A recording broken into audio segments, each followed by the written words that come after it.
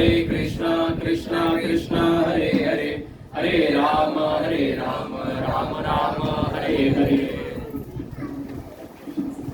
धृतराष्ट्र उवाच धर्मक्षेत्रे कुरुक्षेत्रे समवेतायुयुत्सवः मामका पाण्डवाश्चैव किमकुर्वत सञ्जय कार्पण्यदोषोपहत पृच्छामि त्वं धर्मसम्मूढचेत यश्रेयसं निश्चितं ब्रूहि तन्मे शिष्यस्तेऽहं शाधि मां त्वां प्रपन्नम्। श्रीभगवानुवाच अशोचानन्वशोचस्त्वं प्रज्ञावादांश्च भाषसे गतासु न गतासुंश्च नानुशोचयति पण्डित न त्वेवाहं जातु नाशं न त्वं नेमे जनाधिपा न चैव न भविष्यामः सर्वे वयमुतः परं देहिनोऽस्मिन् यथा देहे कौमारं यौवनं जरा तथा देहान्तरप्राप्तिर्धीरस्तत्र न मुह्यति मात्रा स्पर्शास्तु कौन्तेय शीतोष्ण सुखदुःखद आगमापायिनो नित्यस्तं प्रतीक्षस्व भारत न जायते म्रियते वा कदाचिन्नयं भूत्वा भविता वा न भूयो अजो नित्य शाश्वतोऽयं पुराणो न हन्यते हन्यमाने शरीरे वासांसि जीर्णानि यथा विहाय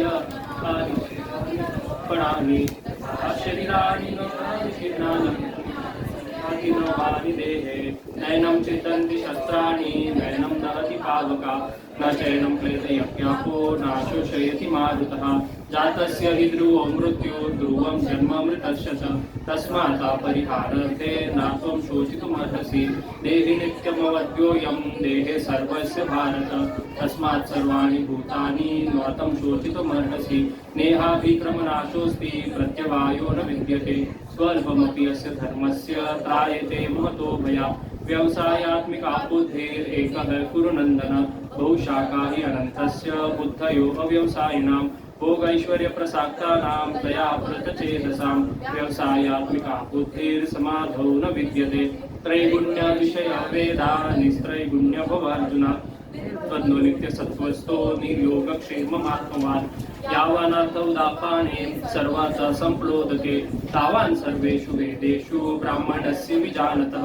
विषयविनय वर्तन्ते निराहारस्य देहिना रसवर्जं रसोऽपि यस्य परं दृष्ट्वा निवर्तते ध्यायतो विषयं पुंसा सङ्गस्तेषु जायते सङ्गात् सञ्जायते कामात् क्रोधो विजायते क्रोधात् भवति सम्मोहात् सम्मोहात् स्मृतिविभ्रम स्मृतिभ्रंशात् बुद्धिनाशो बुद्धिनाशात् प्रणश्यति रागद्वेष विमुक्तेस्तु विषयानिन्द्रियश्चरन् आत्मवैश्ये विधेयात्मा प्रसादम् अधिगच्छति या निशा सर्वभूतानि तस्यां जागृति संयमी यस्यां जागृति भूतानि सा निशा पश्यतो मुने यज्ञात् तत्कर्मण्यन्यत्र लोकोऽयं कर्मबन्धनम् तं कर्म कौन्तेय मुक्तसङ्गसमाचर अन्नात् भवन्ति भूतानि पर्जन्य अन्नसम्भव यज्ञात् भवति पर्जन्यो यज्ञकर्म समुद्भव यद्यत् आचरति श्रेष्ठस्तत्तत् एवेतरो जनः स यत् प्रमाणं कुरुते लोकस्तदनुवर्तते प्रकृते क्रियमाणानि गुणे कर्माणि सर्वशः अहङ्कारविमूढात्मा कर्तहमिति मन्यते श्रीभगवानुवाच कामदेश क्रोधदेश रजो गुणः समुद्भव महाक्षणो महापाप्यवतिर्विरञ्चिवैरिणां श्रीभगवानुवाच इमं विवस्वते योगा प्रोक्तवानहमव्ययम् मनवे पावा मनुर्विश्वाके अब्रवीत् एवं परंपरा प्राप्तम् इमं राजऋषयो विदुः सकालेन भवता योगो नष्ट परन्तपः स एव मया तेद्या योगो प्रोक्त पुरातन भक्तोऽस्मि सखा चेति रहस्यमेतदुत्तमम् अजोऽपि सन् अव्ययात्मा भूतानामीश्वरोऽपि सन् प्रकृतिं स्वमधिष्ठाय सम्भवामि आत्ममायया यदा यदा हि धर्मस्य ग्लानिर्भवति भारत अभ्युत्थानमधर्मस्य तदात्मानं सृजाम्यहम् साधूनां विनाशाय च दुष्कृतं धर्मसंस्थापनार्थाय सम्भवामि युगे युगे जन्म कर्म च मे दिव्यम् एवं यो वेति तत्त्वतः त्यक्त्वा देहं पुनर्जन्म नायति मामेति सोऽर्जुन वितारागभयक्रोध मन्माया मामुपाश्रितः बहो ज्ञानतपसा पूता मद्भावमागतः ये मां प्रपद्यन्ते तं तथैव भजाम्यहम् मम वर्त्मानुवर्तन्ते मनुष्यः पार्थ सर्वशः चतुर्वर्ण्यं मया सृष्टं गुणकर्म विभागशः तस्याकर्तारमपि मां विधिम कर्तमव्ययम् तद्विधि प्रणिपातेन परिप्रश्नेन सेवते लिखन्ति ते ज्ञानं ज्ञानिनस्तत्त्वदर्शिनः विद्या विनय संपन्ने ब्राह्मणे गविहस्तिनि सुनिचैव स्वपाके च पंडिता समदर्शिनी यदि संप्रजा भोगा दुःखयोने एवते आदि अंतवंत कौन्तेय नातेषु रमते बुध भोक्तानां यज्ञतपसां सुररूपमेश्वरं सुहृदं सर्वभूतानां ज्ञात्वा मां शान्तिमृच्छति युक्ताहार विहारस्य युक्तचेतस्य कर्मसु युक्तस्वप्नावबोधस्य योगो भवति दुःखः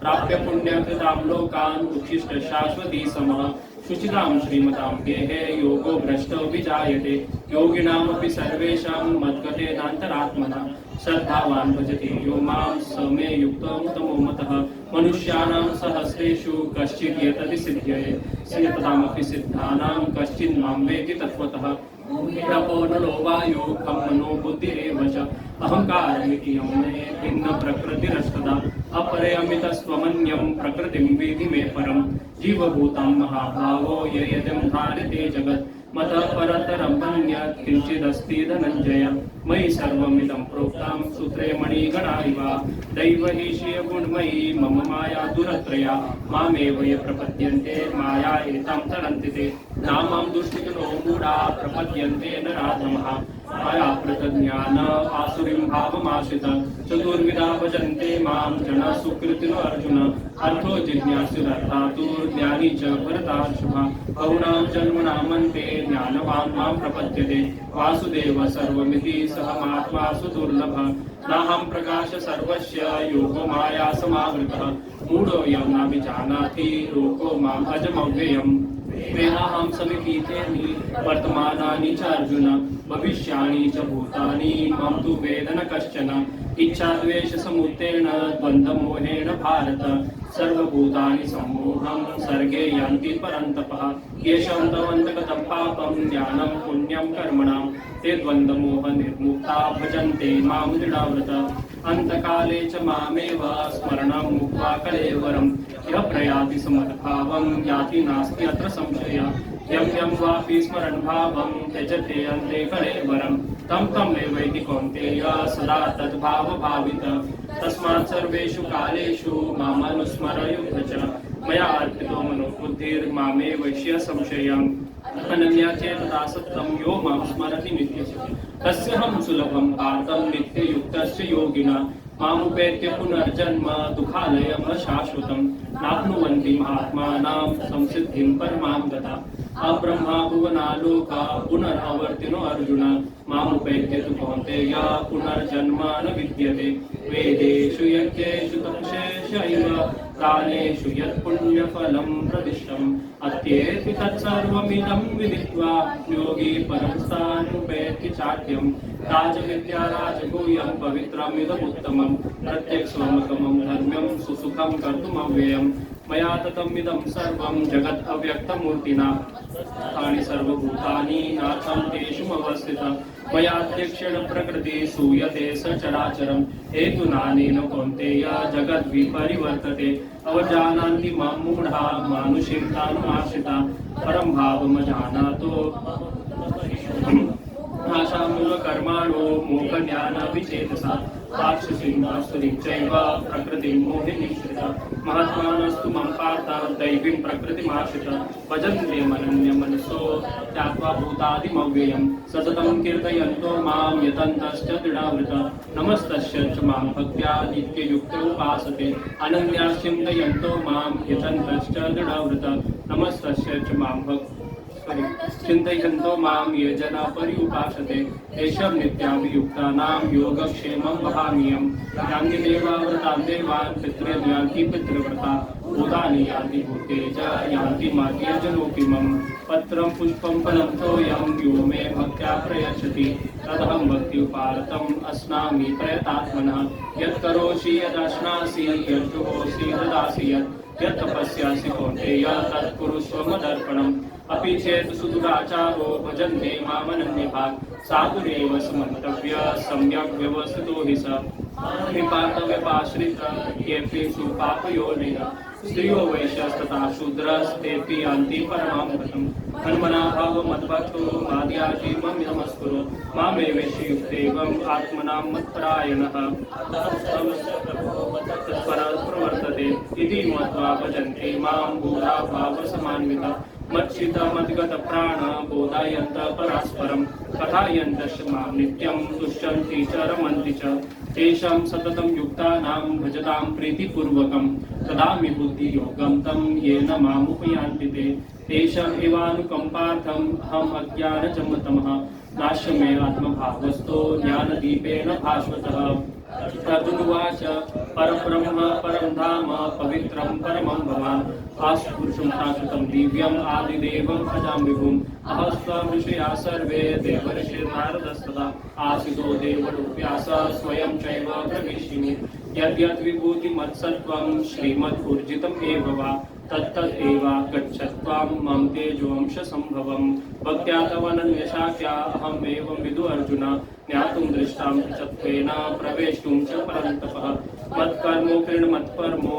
मद्भक्तसङ्गवर्जितः निर्वैरः सर्वभूतेषु यः स मामेति पाण्डव क्लेशोऽधिकतरस्तेषाम् अव्यक्तासक्तचेतसाम् अव्यक्ता हि गतिर्दुःखं देवाब्धिरवाप्यते मया एव मनध्यास्त्वा मयि बुद्धिं निवेशय इष्यसि ममेव अत ऊर्ध्वं न संशय अथ चित्तं समाधातुं न शक्नोषि मयि स्थिरम् अभ्यासयोगेन ततो मम इच्छां तु धनञ्जय अभ्यासोऽपि समर्थोऽसि भवः मदर्थमपि कर्माणि कुर्वां सिद्धिं प्राप्स्यसि सर्वयोनिषु कौन्तेय मूर्तयः सम्भवन्ति तस्सां ब्रह्मयोनिरहं बीजप्रदापिता मम च यो वे विचारेण भक्तियोगेन सेवते सगुणान् समितितेनान् ब्रह्मभूयाय कल्पते ब्राह्मणो हि प्रतिष्ठाहम् अमृतव्ययस्य च शाश्वतस्य च धर्मस्य सुखयान्ति यस्य च निर्माणमोहाजितसङ्गदोषा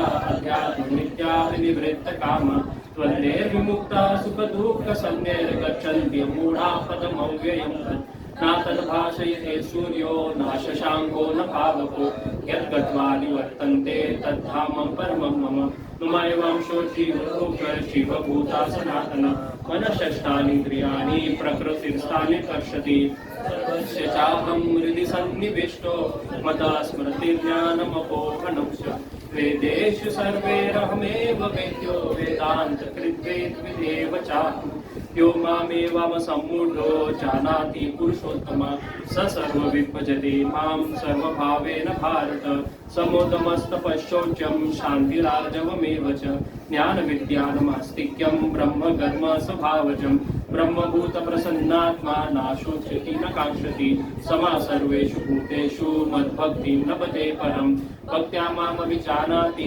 यावन् यशास्मि तत्त्वतः ततो मां तत्त्वतो ज्ञात्वा विशते तदनन्तरं मच्चित्त सर्वदुर्गाणि मत्प्रसादात् तारयसि अथा चेत् त्वमहङ्कारं न श्रोष्यसि विनक्ष्यसि ईश्वर सर्वभूतानां हृदेषु अर्जुन तिष्ठति ब्रह्मयं सर्वभूतानां यत्र रूढानि मायया मन्मना भावो मद्भक्तो मद्याजी मां नमस्कुरु मामेवेशि सत्यं ते प्रतिजानी प्रियोऽस्मि सर्वधर्मान् परित्यज्य मामेकं शरणं व्रज अहं त्वं सर्वपापेभ्यो मोक्षयिष्यामि मा शुच य इदं परमं गुह्यं मद्भक्तेषु अभिदास्यति भक्तिमयि परं कृत्वा मामेवश्यति संशयं न च तस्मान्मनुष्येषु कश्चिन्मे प्रियकृतमः भवितान् तस्मात् प्रियतरो भुवि यत्र योगेश्वरो कृष्ण यत्र पार्थो धनुर्धर तत्र श्रीविजयोर्भूतिर्ध्रुवा नीतिर्मतिर्मम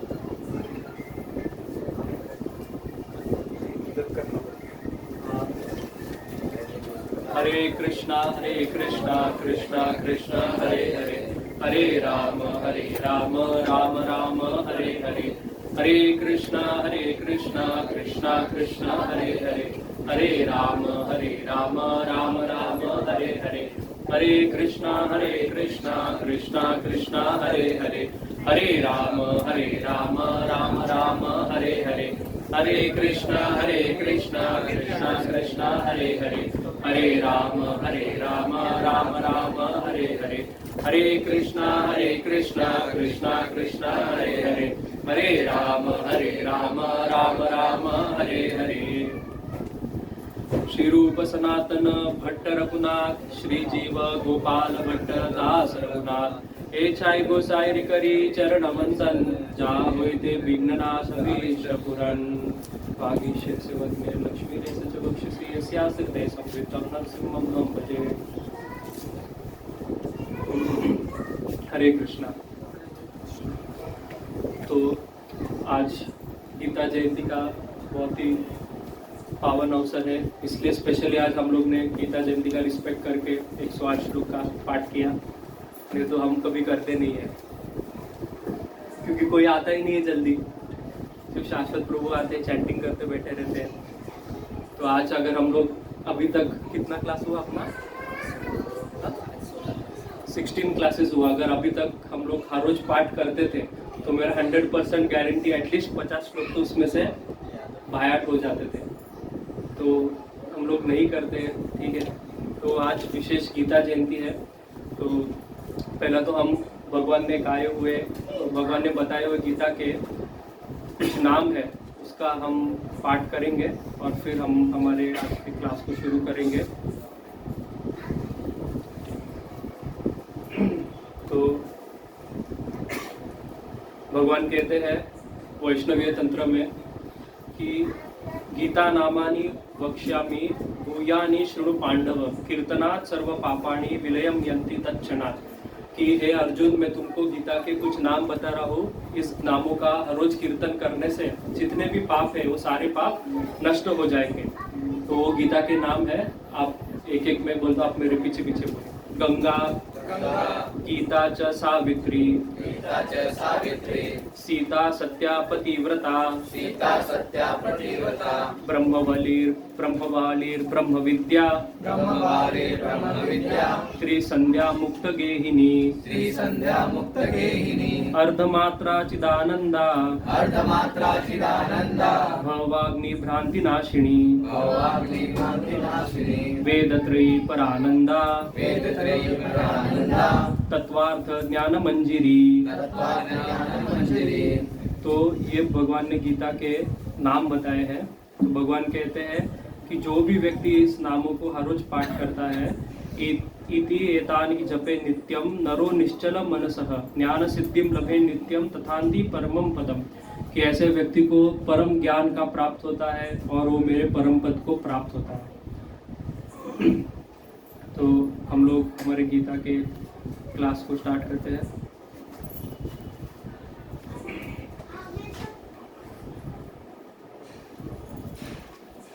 तो पिछले बार हम चर्चा कर रहे थे, कहाँ तक पहुंचे थे याद है?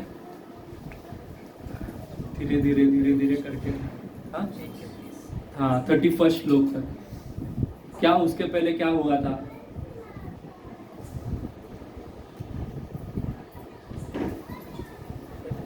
माता जी,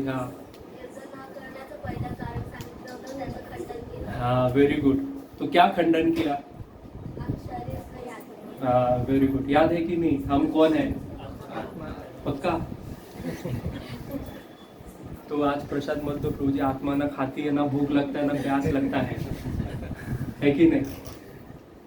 बराबर। प्रसाद चाहिए कि नहीं चाहिए? तो आत्मा तो नहीं खाती, आत्मा खाती है क्या? तो फिर हाँ क्या क्या आत्मा तृप्त होती है। प्रभु जी बराबर बोले, तृप्ति तो आत्मा को मिलती है।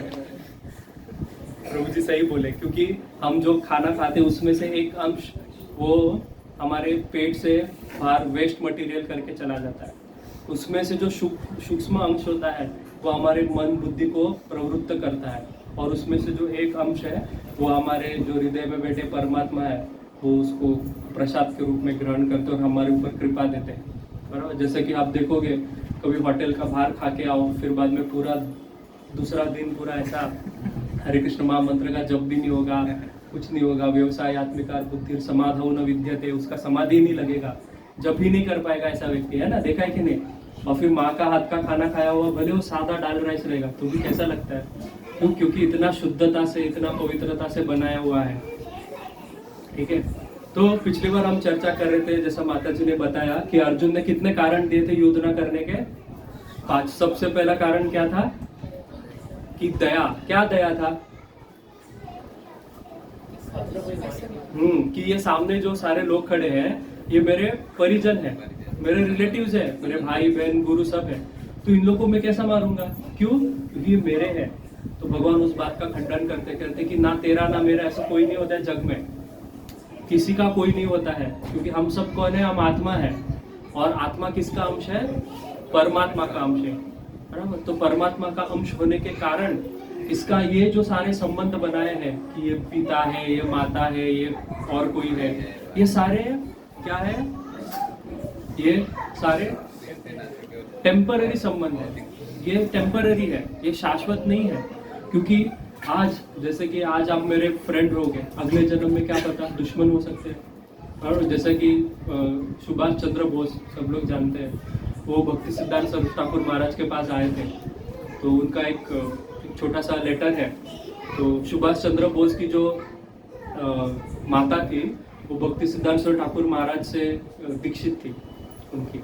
तो जब वो आए सुभाष चंद्र बोस भक्ति सिद्धांत ठाकुर महाराज के पास, वो कहने लगे कि जो भी जितने भी अच्छे बुद्धिमान लोग हैं वो सबको तो आपने आपके पास बना रख लिया है, सबको आपने सन्यासी बना दिया, तो हमारे देश को स्वतंत्रता कैसा मिलेगा? हमारे देश को स्वतंत्र कैसा करेंगे? तो भक्ति सिद्धांत ठाकुर महाराज ने बोला कि ये सही बात है कि देश को स्वतंत्रता तो मिलना चाहिए, ये आपका कार्य तो सही है, पर इससे भी एक बहुत जरूरी कार्य है। वो कार्य क्या है? कि जो भौतिक जग में फंसे हुए लोग हैं इनको हमको मुक्त करना है, इसके लिए सब ये और भी ज्यादा जरूरी है, बराबर? ये उससे भी बड़ा धर्म है जिसका हम पालन कर रहे हैं, तो इसका पालन करना भी जरूरी है। तो फिर वो कहते फिर मैं जो कर रहा हूँ, सुभाष चंद्र बोस पूछते हैं भक्ति सिद्धांत महाराज, मैं जो कर रहा हूँ तो क्या मैं छोड़ दूं, मैं भी आपकी तरह बाबा जी बन जाऊं? तो कहा नहीं, ऐसा आपको नहीं करना है। कहा कि आप गीता में विश्वास रखते हो? तो कहा विश्वास तो रखता हूँ, गीता में पूरा विश्वास है। तो आप पुनर्जन्म को मानते हो? तो कहा मानता हूँ। तो कहा कि देखो आज आप युद्ध कर रहे हो, किसके साथ? पाकिस्तान के साथ, अंग्रेजों के साथ। तो युद्ध करते करते समझो आप मर गए, किसी सोचे इस अंग्रेज को मैं मार डालूंगा, गोली मार दिया, और सामने से गोली आके आपको भी लगा, आप क्या सोच रहे थे? इस अंग्रेज को मार दूंगा, अंग्रेज के बारे में। तो अगला जन्म आप कहाँ पे जाओगे? इंग्लैंड में। जिनसे दुश्मनी कर रहे थे उधर ही आप जन्म लेने वाले हो। तो सुभाष चंद्र बोस सोच में पड़ गए। सुभाष चंद्र बोस बोलने लगे तो फिर मैं क्या छोड़ दूं ये, मैं भी बाबा जी बन जाऊं? तो कहा कि नहीं, अभी का ये आपका शरीर का धर्म है, इसका पालन करना है, क्योंकि इस भारत देश में जो संत रह रहे हैं, महात्मा रह रहे हैं, यहाँ पे जो पवित्र नदी है, मंदिर है, इन सबका रक्षा करने के लिए तो कोई चाहिए। तो इसलिए आपको भगवान ने कार्य दिए, ये करो, और अंदर से जो भगवान अर्जुन को इंस्ट्रक्शन देते वो फॉलो करो। तो इस प्रकार से हमको समझ में आता है कि ये जो शारीर का संबंध है ये टेम्पररी है, परमानेंट नहीं है। तो पहला कारण का खंडन करते हैं कि हम शरीर नहीं आत्मा है, शरीर और आत्मा में भेद है। हम लोग ने उदाहरण से जाना भेद है कि नहीं, कि विश्वास है कि नहीं है।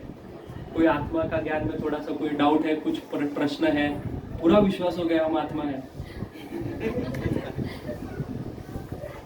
किसी को ऐसा अभी तक डाउट है कि नहीं प्रभु जी अभी तक मुझे नहीं लगता है मैं शरीर नहीं आत्मा हूँ? है कोई? सब आत्मा ज्ञानी बैठे हैं यहाँ पे। पता तो कि आत्मा, बट फिर अनुभूति जब भौतिक या फिर जब एक्टिविटी करनी है तो फिर वो भी तो करना है। हाँ, तो इसीलिए अभी हम आगे का पार्ट में जाएंगे। तो प्रभु जी बिल्कुल सही बोले, क्योंकि ये कितना टाइम से सुनते आ रहे हैं। अभी प्रभु जी आपको कितना साल हो गया इस फन में? 15-16 साल हो गया प्रभु जी को। प्रभु जी को भी 15-16 साल ज्यादा हुआ है। यहाँ पे बहुत सारे लोग हैं जिसे 10-10, 20-20 साल भी हुआ है। सब लोग ये सुनते आए हम शरीर नहीं आत्मा है। सुबह भागवतम में बैठो, शाम को भगवद गीता में बैठो, या फिर भक्तों के साथ चर्चा करो, उसमें भी आत्मा, शरीर नहीं आत्मा है, बराबर? सब जगह पे ये बात चलते आ रहा है, पर अभी तक अनुभूति हुई जैसा प्रभु जी बोल रहे हैं नहीं हुई। क्यों? क्योंकि जान तो लिया है, पर जानने के बाद जो करना पड़ता है वो कर नहीं रहे, बराबर? शरीर ने आत्मा है पता चल गया, और सोचो 20 साल से मैं जान ही रहा हूँ, पर 20 साल तक अभी तक अनुभूति में नहीं उतरा है। तो ये अनुभूति कैसे होगी ये आगे भगवान हमको बताएंगे। और ये जो पाठ है बहुत महत्वपूर्ण बात है। पार्ट है, क्योंकि इसमें क्या होता है कि भक्त इस पार्ट को छोड़ देता है कि ये मेरा जरूरत का नहीं, मैं महान हूँ, मेरे को ये सब करने का क्या जरूरत है, मैं तो भक्त हूँ, मैं तो क्या कृष्ण का दास हूँ। देखो षड गोस्वामी वो क्या करते थे, किसका कुछ करते थे, पूरा दिन भजन, मैं भी पूरा दिन भजन करूँगा, किसी का क्या जरूरत है, बराबर। तो ऐसा भाव भक्त रखते हैं, तो ये बात का खंडन करते भगवान। तो भगवान कहते हैं कि सबसे पहले तो अर्जुन को आत्मा का ज्ञान देने के बाद में भगवान कहते हैं कि सबसे पहला तो एक बात है कि हम शरीर में आत्मा है। तो जैसे कि हमको ये जानना जरूरी है कि आप सब लोग को पता है कि ये सृष्टि का निर्माण किसी व्यक्ति ने किया है, ये सृष्टि कोई अपने आप निर्माण नहीं हुआ है, ऐसा स्वाभाविकता निर्माण हो गया ऐसा नहीं, कोई देयर इज सम क्रिएटर। जैसे ये पेंटिंग है तो ये पेंटिंग किसी ने बनाया है ना, ऐसे ही थोड़ी जन्मे है। तो पृथ्वी भी किसी ने बनाया है, ये ब्रह्मांड बनाया है, हमको भी किसी ने बनाया। तो अगर हमको किसी ने बनाया है तो हमको जीवन में क्या करना चाहिए ये तय करने का अधिकार हमारे पास नहीं है, जिसने हमको बनाया उसके पास है, बराबर। जैसे कि ये मृदंग जिसने बनाया है, ये साउंड सिस्टम जिसने बनाया है, अगर उसका कंपनी ने एक गाइड भी दिया रहता है, कंपनी का एक गाइड कार्ड दिया रहता है कि कैसा इसको यूज करना है, अगर मैंने उसको उल्टा पुल्टा यूज कर दिया तो क्या होगा, खराब हो जाएगा। उसी प्रकार से हमारा शरीर किसने बनाया, भगवान ने बनाया। तो भगवान गीता में यही समझा रहे कि अरे ये शरीर तुमको मैंने दिया है, मैंने तुमको बनाया, तो मैं जो कह रहा हूँ उस हिसाब से जीवन अगर जियोगे तो तुमको कभी भी दुख, शोक, मोह, भय ये सारा चीजें नहीं होगा। तो इसलिए हमको ये बात ध्यान में रखना है कि हमको बनाया किसी और ने है तो हम मनमानी आचरण नहीं कर सकते, बराबर ना।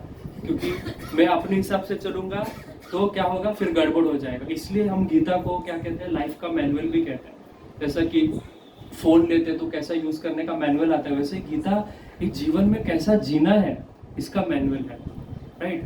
तो भगवान ने अर्जुन से कहा 31 श्लोक में, जब पूरा ज्ञान, आत्मा का ज्ञान के बारे में चर्चा करने के बाद कि हम शरीर नहीं आत्मा है, आत्मा कभी मरती नहीं, आत्मा को कभी दर्द नहीं होता, तो तुम भीष्म को मार भी दोगे तो उसको कुछ दर्द नहीं होगा। और भीष्म का शरीर तो बदलते ही जा रहा था, बच्चे से भीष्म बड़े हुए, बड़े से अभी वृद्ध हुए, अभी उल्टा आनंद होना चाहिए कि वृद्ध से नया शरीर मिलेगा, तो तुमको दुख करने का कोई भी जगह नहीं बचा है। और अभी भगवान दूसरा और तीसरा जो कारण था युद्ध न करने का, क्या था, उसका खंडन करते। क्या था दूसरा और तीसरा कारण? पहला क्या था, एंजॉयमेंट। सेकंड कारण सॉरी क्या था, एंजॉयमेंट, कि सबको मार दूंगा तो एंजॉय किसके साथ करूंगा, बराबर, हाँ पार्टी किधर करूंगा, किसके साथ पार्टी करूंगा। और तीसरा कारण क्या था, हाँ पाप लग जाएगा, मुझे पाप लग जाएगा। अपने गुरु को छोड़ो, किसी को भी मारना, यहाँ तक कि अपने माता पिता को उल्टा जवाब देना भी पाप लग जाएगा, शास्त्र में कहा है।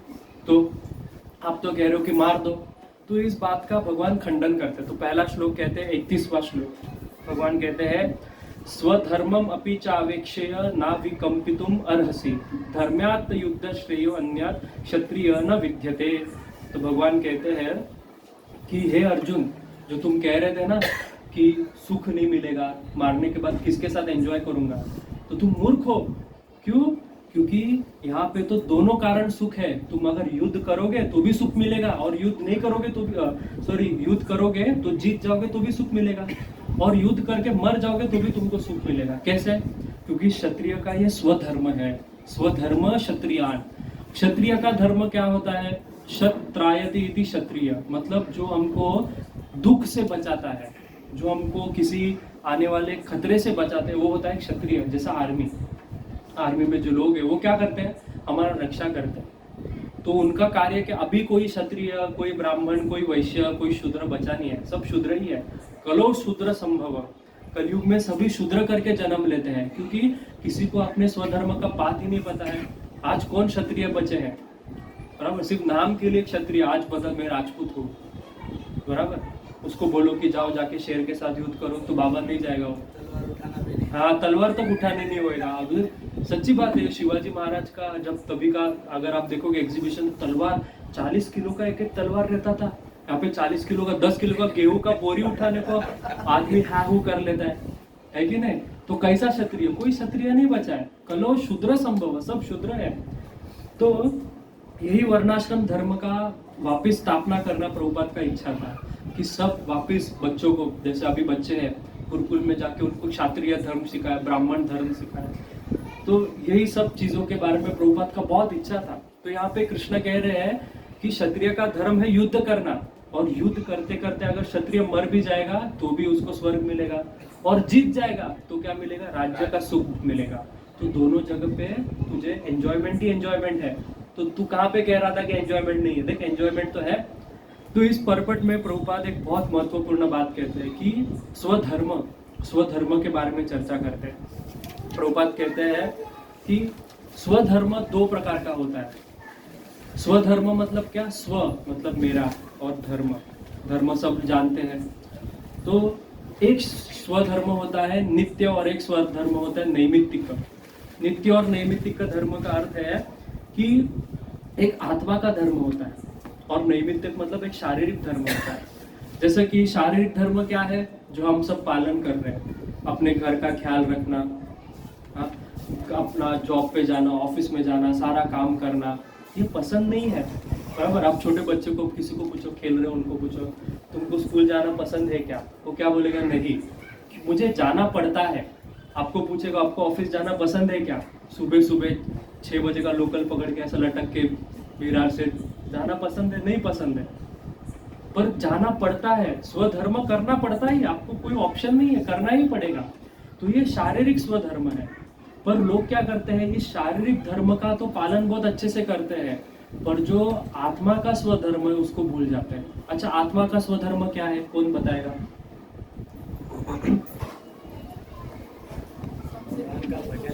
वेरी गुड, भगवान का भजन करना। और क्या क्या आत्मा का धर्म है? कौन श्लोक बताएगा आत्मा का धर्म क्या है? अब जगह है, पीछे चलो, पीछे बहुत जगह है।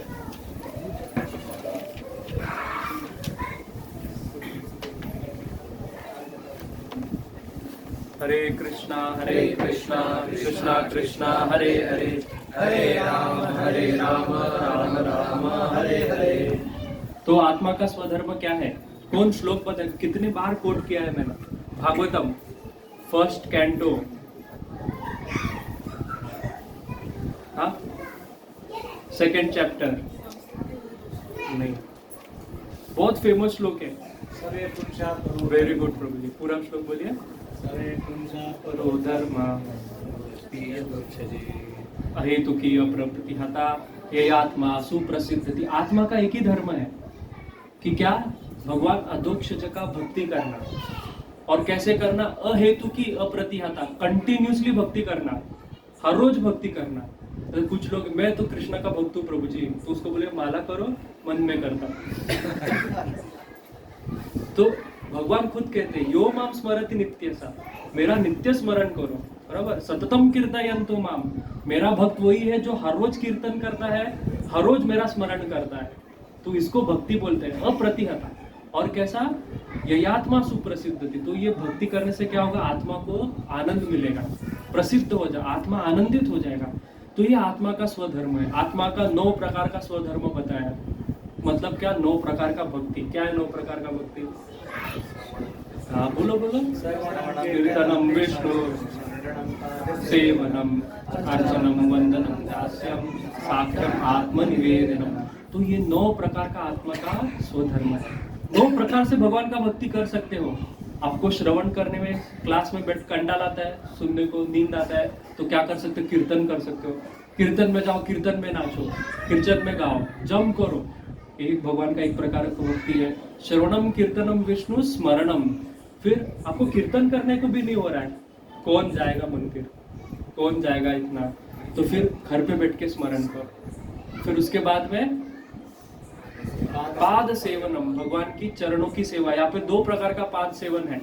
एक तो भगवान के चरण कमल की सेवा, भगवान के चरण में तुलसी अर्पण करना, फूल अर्पण करना, या खुद चल के भगवान के मंदिर जाना, भगवान के मंदिर का परिक्रमा करना, पाद सेवन। फिर क्या है? अर्चनम, भगवान के विग्रह का अर्चन करना। फिर वंदनम, भगवान की वंदना करना, प्रार्थना करना। उसके बाद दास्यम, भगवान का दास बनना, भगवान के सेवक बनना। फिर साख्यम, भगवान को मित्र तरह से प्रेम करना, और आत्म, ये सबसे डिफिकल्ट है। पूरी तरह से अपने आप को दे देना, सब कुछ अपना। भक्ति विनोद ठाकुर तो एक भजन में कहते हैं कि मेरा पूरा घर, मेरे पति पत्नी सब तेरे सेवक है और मैं आपका कुत्ता हूँ। भगवान को कहते हैं मैं तुम्हारा कुकुर, मैं आपका कुकुर हूँ, मतलब कुत्ता हूँ मैं आपका। इस प्रकार से आत्मनिवेदन करना, तो ये आत्मा का धर्म है, जो अभी भगवान ने पिछली बार बताया कि हम शरीर नहीं आत्मा है। तो हम शारीरिक धर्म तो बहुत अच्छे से पालन करते, पर आत्मा का धर्म हम पालन नहीं करते। तो शरीर का धर्म जो आपको, जैसा आपका जन्म हुआ है, जैसा प्रभु जी ब्राह्मण परिवार में, तो आपका शारीरिक धर्म क्या है? पठन पाठन, यजन याचन, बरोबर, दान। पर हम करते हैं, अभी यहाँ पे कोई वैश्य है, कोई बिजनेस कोई है वैश्य, किसी का वैश्य जन कुल में गुप्ता कोई है, तो ये सब वैश्य कुल है। हाँ, तो उनका काम क्या है?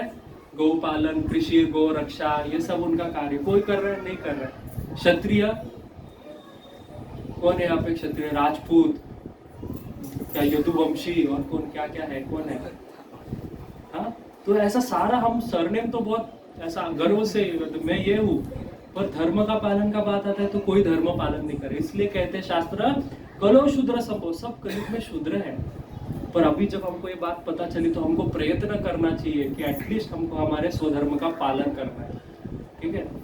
पर उससे भी ऊपर अगर ये स्वधर्म का पालन नहीं हो पा रहा है तो क्या हमको एटलीस्ट आत्मा के स्वधर्म का पालन करना चाहिए। तो प्रभुपाद यहाँ पे कहते हैं कि क्षत्रिय का धर्म क्या है? तो क्षत्रिय का एक धर्म है कि रक्षा करना, प्रजा की रक्षा करना। दूसरा क्षत्रिय का धर्म है कि जाके शिकार खेलना। तो जब वो शिकार करते थे तो क्या करते थे? वन में जाके प्राणियों को मारते थे, जैसे कि बड़े किसी सिंह का शिकार कर दिया, किसी बाघ का शिकार कर दिया। तो ये बात लेके एक बहुत महत्वपूर्ण बात सामने आती है कि बलि का प्रथा। हमको लोग कहते हैं, जो लोग नॉनवेज खाते, कहते हैं तुम्हारे शास्त्र वेद में भी तो बोला है कि गाय को काटो। हाँ, शास्त्र में है, गाय का बलि चढ़ा दो। गौमेध यज्ञ, अश्वमेध यज्ञ, अश्वमेध यज्ञ क्या है? घोड़े का बलि चढ़ा दो। बलि का प्रथा, अभी जैसा नवरात्रि गया तो नवरात्रि में जो तुलजा भवानी का मंदिर होता है, किधर है वो? सोलापुर ना, सोलापुर में। तो वो एक शक्तिपीठ है, वहाँ पे आप देखोगे वीडियो आता है, हर साल आता है वो। बहुत ऐसा वो बकरे को लेते हैं, बीच में यज्ञ मंडप में काट के डाल देते हैं, है ना। तो ये सारा बलि का प्रथा चल रहा है और आज हमारे ही धर्म के लोग इसको पालन करते हैं। कहते बलि प्रथा तो है, हमारे शास्त्र में है, पर ये लोग मूर्ख है, क्योंकि ये जो बलि का प्रथा है जो शास्त्र में बताया है, ये इस युग के लिए नहीं है, ये पहले युग के लिए है। कलयुग में बलि का प्रथा ये वर्जित है। कलयुग में 5 चीज का वर्जन बताया है। क्या है? मैंने बताया था, किसको याद है? अश्वमेधम, गवालंभाम, तीसरा श्लोक, अश्वमेधम गवालंभाम संन्यासम पैलपत्रिकाम देवरेण सुतोत्पत्त्य कलो पंचम वर्जम। कि ये 5 चीज कलयुग में वर्जित है। पहला है अश्वमेध यज्ञ करना, मतलब घोड़े का बलि देके यज्ञ करना। यज्ञ करना ही वर्जित है कलयुग में, क्योंकि यज्ञ करने के लिए जो अच्छे ब्राह्मण चाहिए वो पहले तो नहीं है। मंत्र में शक्ति चाहिए, उतना मंत्र में शक्ति नहीं है। पिछले बार हम लोग ने चर्चा किया, एक स्वर ऊपर का नीचे हो जाए तो हरि बोल। हाँ, सद्या कर्ता विनश्यति, जो करता है वो उसका विनाश हो जाएगा, और जो करवाता है उसका विनाश हो जाएगा। तो यज्ञ कलयुग में करना बहुत बहुत कठिन है, बहुत डिफिकल्ट है। फिर घी आदि सामग्री, उसका शुद्धता नहीं है तो कोई यज्ञ नहीं कर सकते। अश्वमेध गवालंबम दोनों भी, गाय का यज्ञ नहीं कर सकते, गौमेध यज्ञ नहीं कर। संन्यास लेना कलयुग में वर्जित है। तो प्रभुपाद ने संन्यास कैसे लिया? प्रश्न है ना। अभी आप ही जो प्रचार करने जाओगे, आप बोलोगे 5 चीज कलयुग में वर्जित है, आप बोलोगे संन्यास, तो पूछेगा अरे संन्यास वर्जित है, तुम्हारे तो सारे गुरु सन्यासी हैं, कैसा?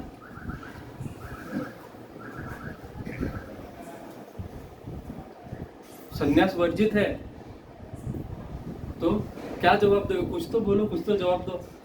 ऐसा थोड़ी बैठ जाओगे उसके सामने। प्रचार के लिए, हाँ, लोगों का कल्याण के लिए प्रचार प्रभु जी थोड़ा नजदीक आए हैं।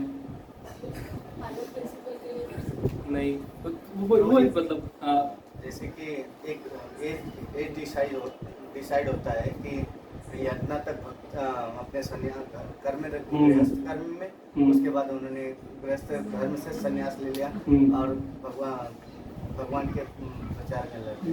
ठीक है, तो वही हुआ कि प्रचार के लिए, पर परफेक्ट आंसर क्या है? नहीं, प्रभु जी समाज को दिखाने के लिए कि संन्यास कैसे किया, क्या करते हैं संन्यास, पर सन्यासी वर्जित है।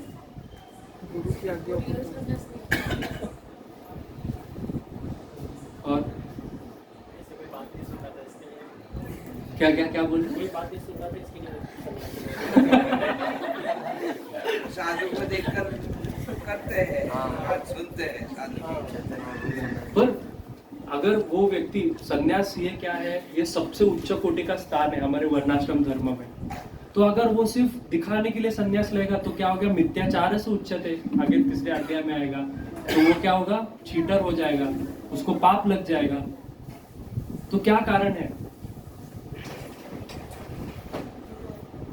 नहीं,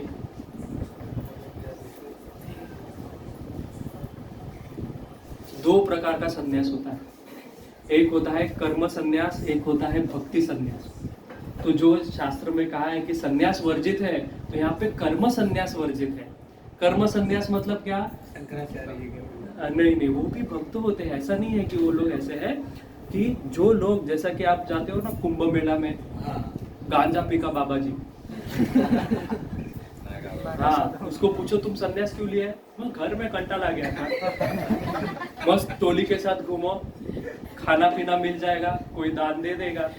ये कर्म सन्यास है। अपने सारे कर्तव्यों का छोड़ दिया, घर बार छोड़ दिया, अपने बीवी का ख्याल रखना छोड़ दिया।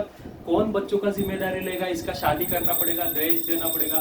प्रभु जी हम मेरे को बता रहे थे कि वो यूपी में इतना सारा दहेज देना पड़ता है। हरीश प्रभु बता रहे थे, उनको तो दहेज लेके शादी करना पड़ता है लड़कियों को। तो ये सब टेंशन कौन पाले? तो बेस्ट है क्या है? हाथ जाओ, रिस्पेक्ट मिलेगा वो अलग ना, लोग प्रणाम करेंगे, अरे बाबा जी कितना अच्छा है। देखो हम तो सन्यासी भी नहीं है, धोती कुर्ता पहनते तो भी लोग रिस्पेक्ट करते हैं।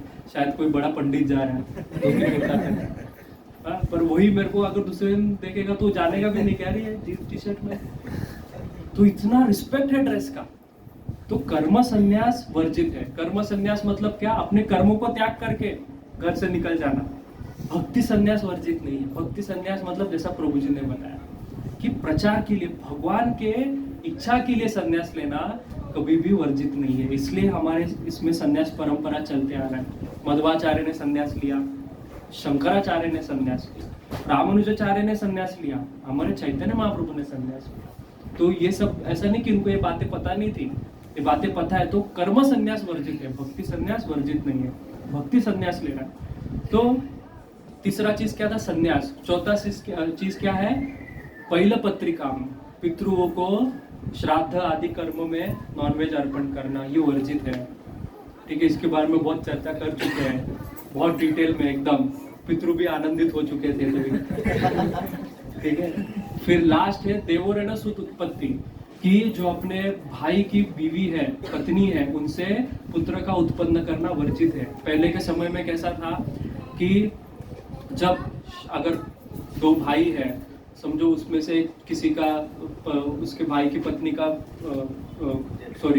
भाई का डेथ हो गया, तो विधवा हो गई, तो पहले स्त्रियों को क्या कहते हैं, इंडिपेंडेंटली रहना, स्वतंत्रता से रहना वर्जित था। तो क्या करते थे? विवाह कर देते थे। भाई उसका ख्याल रखता था, पर उसमें शारीरिक संबंध नहीं रहता था, ख्याल के लिए।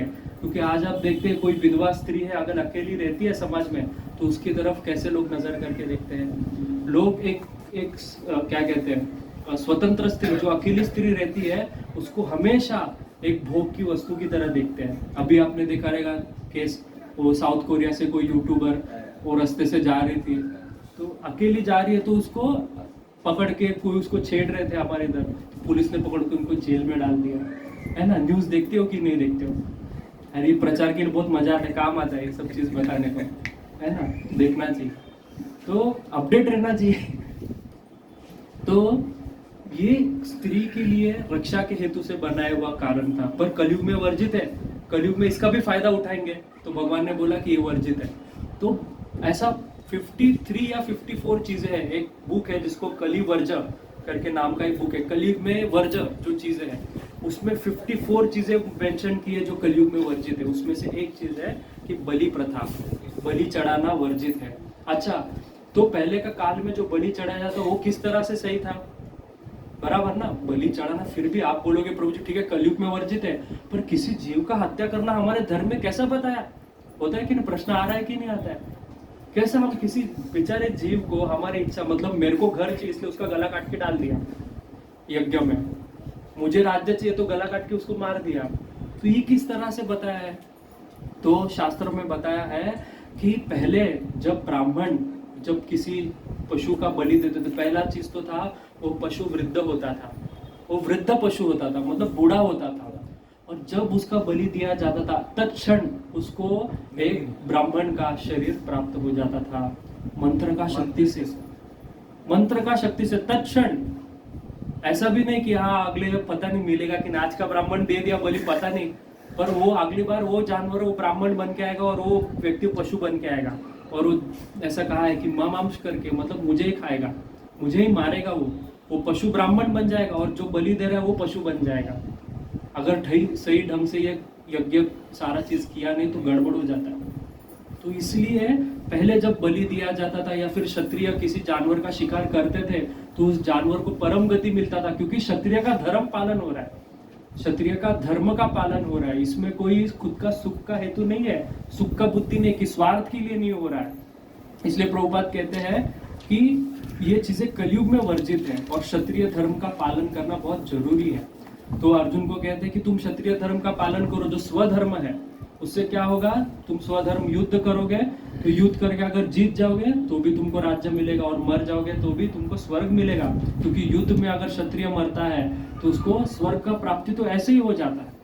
आगे 32वें श्लोक में कहते हैं कि यत्र इच्छा च पुण्यम स्वर्ग द्वारम अवाप्रितम सुखेन क्षत्रिय पार्थ लबन्ते युद्धम ईदृशम, कि क्षत्रियों को अगर युद्ध का अगर अवसर आता है तो हे पार्थ ये स्वर्ग, खुला हुआ स्वर्ग का द्वार का अवसर है। मतलब स्वर्ग का द्वार खुल गया, अगर क्षत्रिय को युद्ध का अवसर मिल गया तो स्वर्ग का द्वार खुल गया, समझ लो। क्योंकि क्षत्रियों के लिए तो उसका जीवन ही, क्षत्रिय सोचता है कब ऐसा समय आएगा कि मैं युद्ध में जाऊंगा, युद्ध में जाके मैं अपने देश का, अपने लोगों का रक्षा करूंगा, ये क्षत्रिय धर्म है। तो प्रभुपाद कहते हैं परपट में कि क्षत्रियों का काम क्या है? क्षत्रियो ही प्रजा रक्षान शस्त्रपाणि प्रदयनान निर्जित पार सैन्यादि क्षितिम धर्मेण पालयत। क्षत्रिय का ड्यूटी है कि उसके जो प्रजा का रक्षा करना, और किसी भी प्रकार का अगर दुख का परिस्थिति हो तो क्षत्रियों को उसका निवारण करना चाहिए, उसको दूर करना चाहिए, और सामने वाले जो सेना है जो दुख कर रही है उसका नाश करना चाहिए। जब भी प्रजा के समय में जो प्रजा होता था उसका, राजा का सबसे पहला कर्तव्य क्या होता था? प्रजा का ध्यान रखना। ये क्षत्रिय धर्म है। आजकल का कोई क्षत्रिय नहीं है।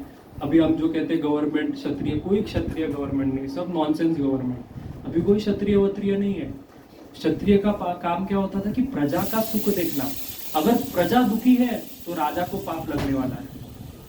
प्रजा में अगर दुख है तो राजा को पाप लगने वाला। इसलिए जब रामायण में कथा आता है कि राम राज्यम परिउपासते, वाल्मीकि रामायण में वाल्मीकि जी लिखती है कि राम राज्य का पालन नहीं कर रहा था, राम राज्य के ऊपर राज्य नहीं कर रहा था, परिउपासते, पूजा कर रहा था, राज्य की उपासना कर रहा था प्रजा की। इसलिए जब सीता के बारे में जब चर्चा हुई कि सीता के बारे में धोबी ने कहा कि मैं राम जैसा थोड़ी हूँ जो तुम्हें रख लूंगा, तो ये बात जब राम को पता चली कि ये सारे अयोध्या वासी के मन में ये बात चल गई है कि सीता अपवित्र है, अभी सीता योग्य नहीं है, तो ये बात को ध्यान में रखते हुए अपना स्वार्थ छोड़ के, राम को कौन रोक सकता था? राम जी अगर चाहते थे कि मेरी मर्जी, मैं कुछ भी करूं, मैं रख लूंगा, कौन आके पूछेगा राम जी को? रावण कुछ नहीं कर पाया तो ये प्रजा क्या करेगी? पर फिर भी प्रजा का जो सोच है, प्रजा का जो विचार है, ये हमारे घर से भी पहले, राजा को प्रजा अपने घर से भी पहले होता था। इसलिए उसने क्या किया, सीता जी को, राम जी ने सीता जी को कह दिया कि आप त्याग नहीं दिया, उनको वाल्मीकि जी के पास भेज दिया। ठीक है, तो इतना प्रजा का महत्व है, इतना प्रजा के बारे में सोचने का। अभी कुछ कुछ लोग तो तर्क कहते हैं कि नहीं नहीं ये सब तो झूठ है, ऐसा बात नहीं है, ये सारा चीज सच है। और वास्तव में अयोध्या वासियों के मन में ये संशय निर्माण हुआ था, क्योंकि जब राम जी राज्य छोड़ के जा रहे थे वनवास के लिए, तो पूरा अयोध्या इकट्ठा हुआ था राम जी को रोकने के लिए। पर जब सीता को छोड़ने की बात आई तो एक भी अयोध्यावासी बाहर नहीं आया। तो सारे अयोध्यावासी के मन में ये संशय था। और जब राजा के ऊपर संशय होता है तो समझना चाहिए कि राज्य ठीक से नहीं चल रहा है। इसलिए राम जी ने प्रजा को आगे रखते हुए ये निर्णय लिया। तो क्षत्रिय के लिए ये बहुत जरूरी है कि प्रजा का पालन, प्रजा का हित, प्रजा का सुख, यही राजा का धर्म है, यही क्षत्रिय का धर्म है। तो आगे 33वें श्लोक में कहते हैं कि भगवान कहते हैं कि अथ चेत त्वम इमं धर्म्यं संग्रमं न करियसि तथा स्वधर्मं कीर्तिं च हित्वा पापम अवक्ष्यसि। अभी कहते हैं कि उल्टा बात, पहला तो कहा कि क्या फायदा है युद्ध करने से, तो तुम जीत जाओगे तो तुमको राज्य मिलेगा, और युद्ध में मर जाओगे तो स्वर्ग मिलेगा। पर युद्ध ना करना जो पाप, तीसरा कारण था मुझे पाप लग जाएगा। तो अर्जुन क्या कह रहा था, मैं युद्ध करूंगा तो पाप लग जाएगा। और भगवान कह रहे अरे मूर्ख, तू युद्ध नहीं करेगा तो पाप लगेगा। क्योंकि क्षत्रियों को अपने धर्म का त्याग करना ये सबसे बड़ा पाप माना है। क्षत्रिय अगर युद्ध नहीं करेगा तो उसका ये सबसे बड़ा पाप है, क्योंकि उसने क्या किया, स्वधर्मों को त्याग दिया।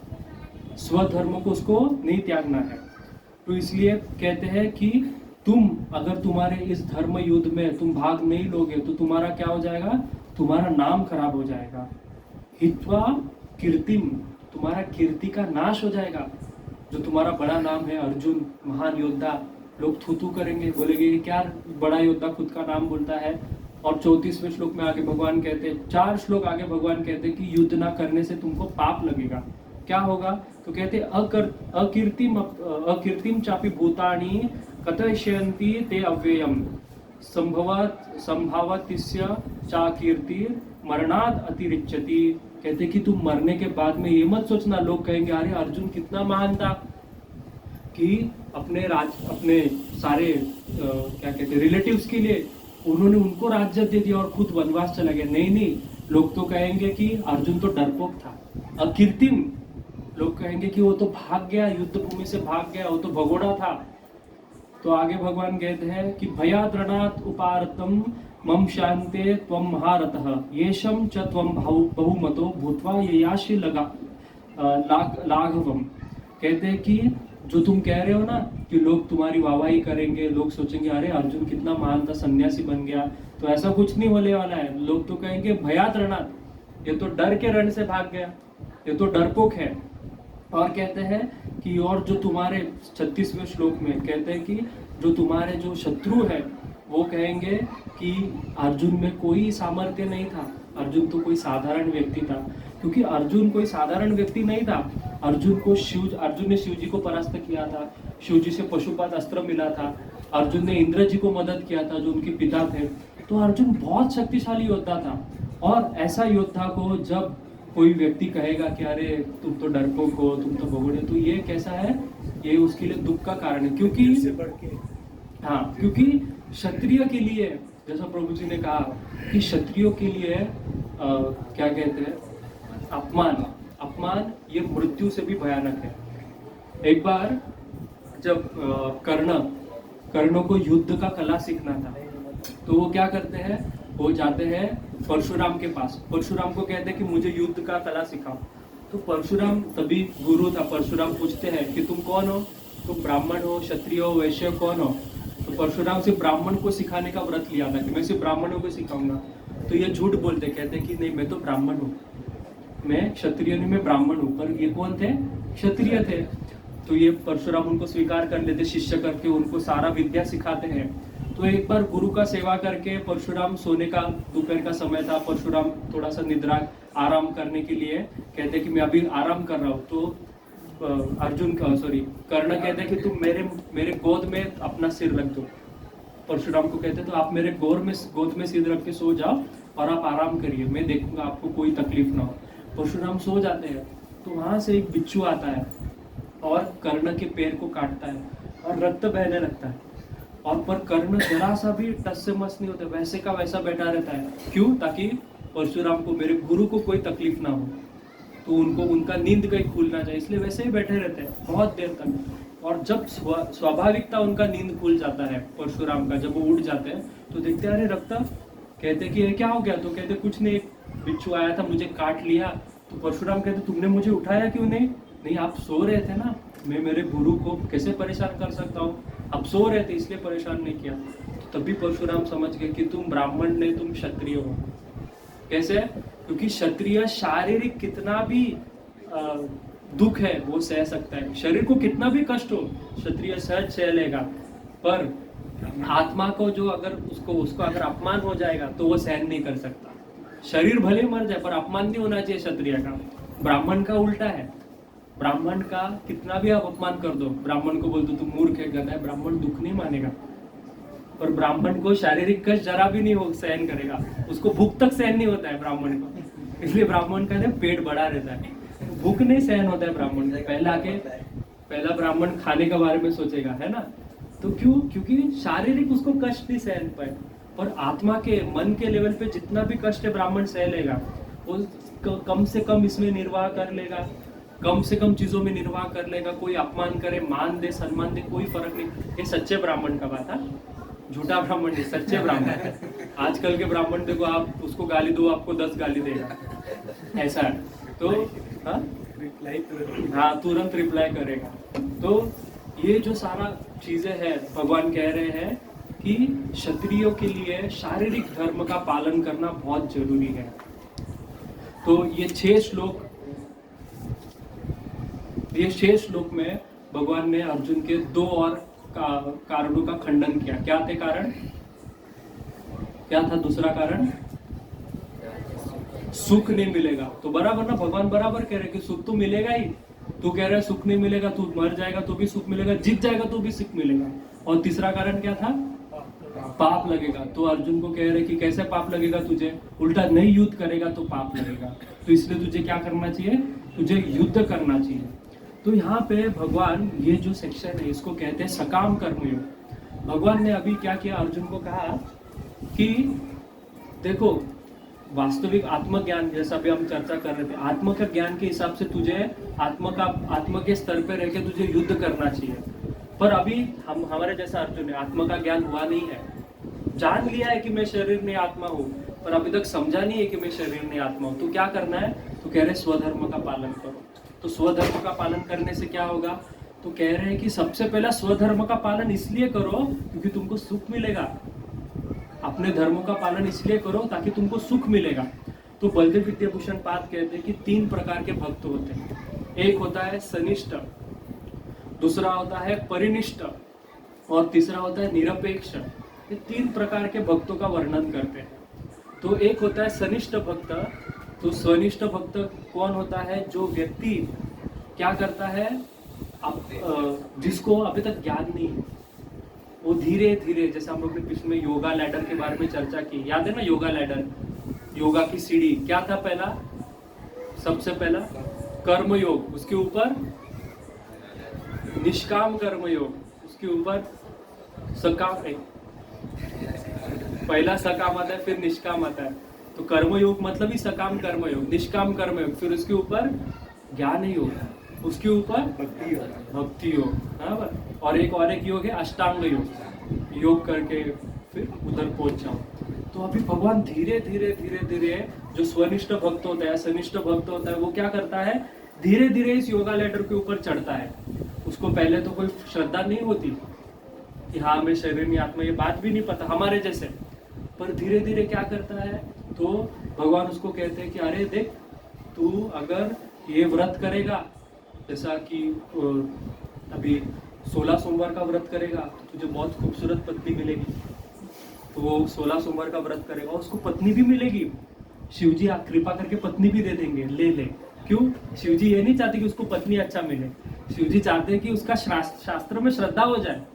तो सोचेगा अरे मैंने व्रत किया, मुझे पत्नी मिल गई, ये शास्त्र तो बहुत बढ़िया चीज है, तो चलो शास्त्र में और क्या लिखा है पढ़ते हैं। तो शास्त्र खोलेगा, फिर देखेगा अच्छा शास्त्र में लिखा है मैं शरीर में आत्मा हूँ, तो ये कैसे पता चलेगा? तो अपना धर्म पालन करके, तो अपना धर्म पालन करना चालू करेगा, स्वधर्म। तो कि हाँ मैं शरीर में आत्मा हूँ, जो भी है भगवान का है, ये भी है भगवान का है, मेरे पिता माता सब भगवान के, इस तरह से पालन करना शुरू कर देगा। फिर धीरे धीरे उसको क्या होगा, इस तरह से जब वो सोचने लगेगा तो उसको आत्मज्ञान अपने आप हो जाएगा।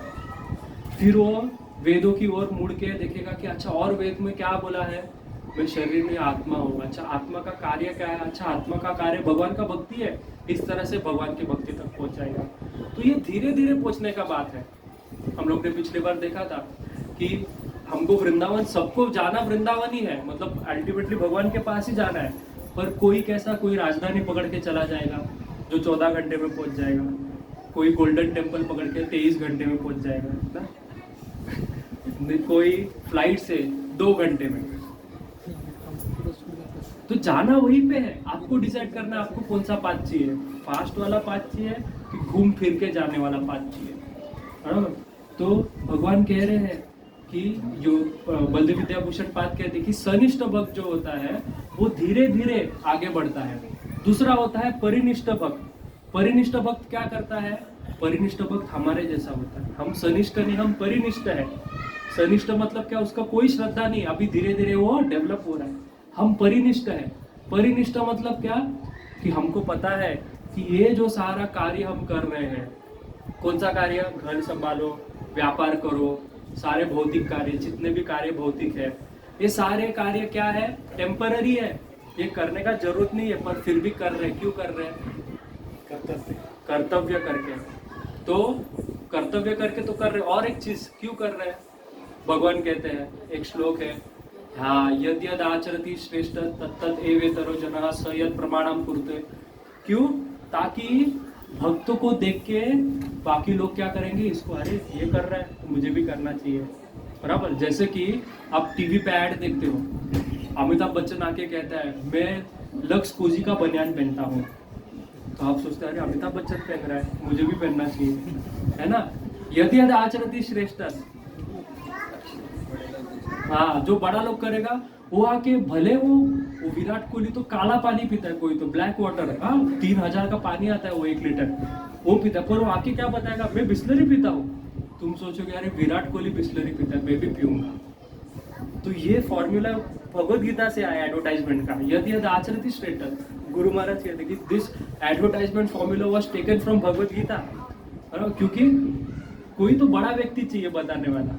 तो उसी प्रकार से भक्त अगर देखेगा, जैसे देखिएगा अरे भक्त इतना सुखी रहता है, सुबह 4 बजे उठ के हरे कृष्णा नाचता है। कौन पागल 4 बजे उठ के नाचता है, मतलब ये सुखी है। सोते वक्त भी कीर्तन करता है, दोपहर को भी कीर्तन करता है, मस्त प्रसाद खाता है, पूरा टाइम हंसते रहता है, तो ये सुखी है। तो क्यों सुखी है, तो इसको देख के अच्छा क्या क्या करता है तो मुझे भी पालन करना चाहिए, यद यद आचरति श्रेष्ठ। तीसरा प्रकार का भक्त होता है धीरापेक्ष। धीरापेक्ष मतलब कौन, कोई अपेक्षा नहीं बचा है संसार में। षड गोस्वामी हमारे आचार्य प्रभुपाद जी, कोई संसार से लेना देना नहीं, कोई उनको रूल्स रेगुलेशन नहीं है। वो लोग कैसे निरापेक्ष, उनको कोई कर्तव्य का पालन करना जरूरी नहीं है, सारे कर्तव्य उनके पूरे हो गए। क्यों? क्योंकि वो कृष्णा का भजन कर रहे हैं। पर यहाँ पे क्या गड़बड़ हो जाता है, हम क्या करते हैं, हम अनुकरण करने का चालू कर देते हैं, अनुसरण नहीं, अनुकरण करते हैं। एक होता है अनुकरण, एक होता है अनुसरण। अनुकरण मतलब क्या, टू कॉपी, हम कॉपी करना चालू करते हैं। अरे प्रभुपाद ने थोड़ी घर के बारे में सोचा, हम उदाहरण देते, प्रभुपाद ने पूछा बीवी को टी और मी, बीवी ने कहा टी, तो प्रभुपाद चले गए। उसी प्रकार से मैं तुझे पूछूंगा कि टी और मी। तो प्रभुपाद का ये गुण लेना अच्छी बात है, तो प्रभुपाद का भजन लेना, प्रभुपाद जो 14 घंटा भजन करते थे वो लेते हो, वो नहीं लेते, वो नहीं, वो प्रभु जी वो थोड़ी लेना, वो थोड़ी लेने वाला बात है। लेने वाला तो बात है कि प्रभुपाद ने घर छोड़ा। लेने वाला बात यह है कि गोस्वामियों ने अपने घर का ध्यान ही नहीं रखा। नरोत्तम दास ठाकुर घर छोड़ के भाग गए, महाप्रभु घर छोड़ के भाग गए, ये देखना है। पर ये बात ध्यान देने वाली कि अत्यंत पराभक्तानाम न कर्तव्यम नैव शास्त्रम। अत्यंत जो पराभक्त है, अत्यंत पराभक्त, जो एकदम उच्च कोटि के भक्त है उनके लिए ना कर्तव्य होता है, ना उनके लिए कोई रूल रेगुलेशन होता है। क्यों? ऐसे उच्च कोटि के भक्तों के लिए भगवान खुद उनका गृहस्थी संभालते हैं। और अगर हम ये देख के सिर्फ वो किया है इसलिए मैं करूंगा निरपेक्ष की तरह हम भी छोड़ के चले जाएंगे तो क्या होगा? पतन हो जाएगा। इसलिए आज हम जो देखते हैं कि राधा कुंड में, वृंदावन में इतने सारे बाबा जी बन गए, इतना सन्यासी का क्या बोलते फैक्ट्री बन गया, जैसा कि सन्यासी बाबा जी इतना सारा बन गए लोग कि कौन असली सन्यासी कौन बाबा जी पता नहीं चलता है ना। हम देखते हैं, हम लोग पिछली बार गए थे वृंदावन में दर्शन करने को, आप थे ना प्रभु जी? आप लोग आप भी थे ना? अपन गए ना, हम लोग निधिवन में गए थे। हाँ, तो निधिवन में गए थे, एक बाबा जी तो बहुत यंग बाबा थे, बहुत यंग लड़का सा था, मतलब रहेगा हम लोग से भी छोटा रहेगा प्रभु जी, मतलब प्रभु जी के एज का रहेगा ये प्रभु जी।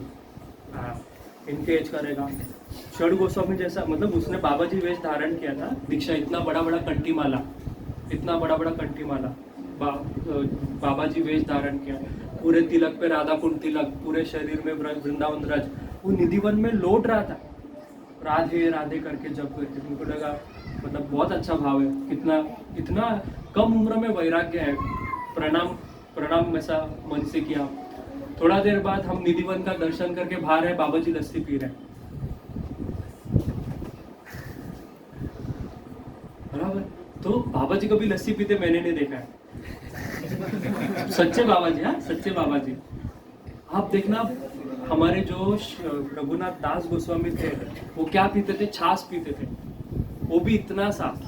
उनका जीवन चरित्र में वर्णन है, पूरा दिन में इतना सा छाछ, इसलिए तो ऐसा भजन कर पाते थे, बराबर।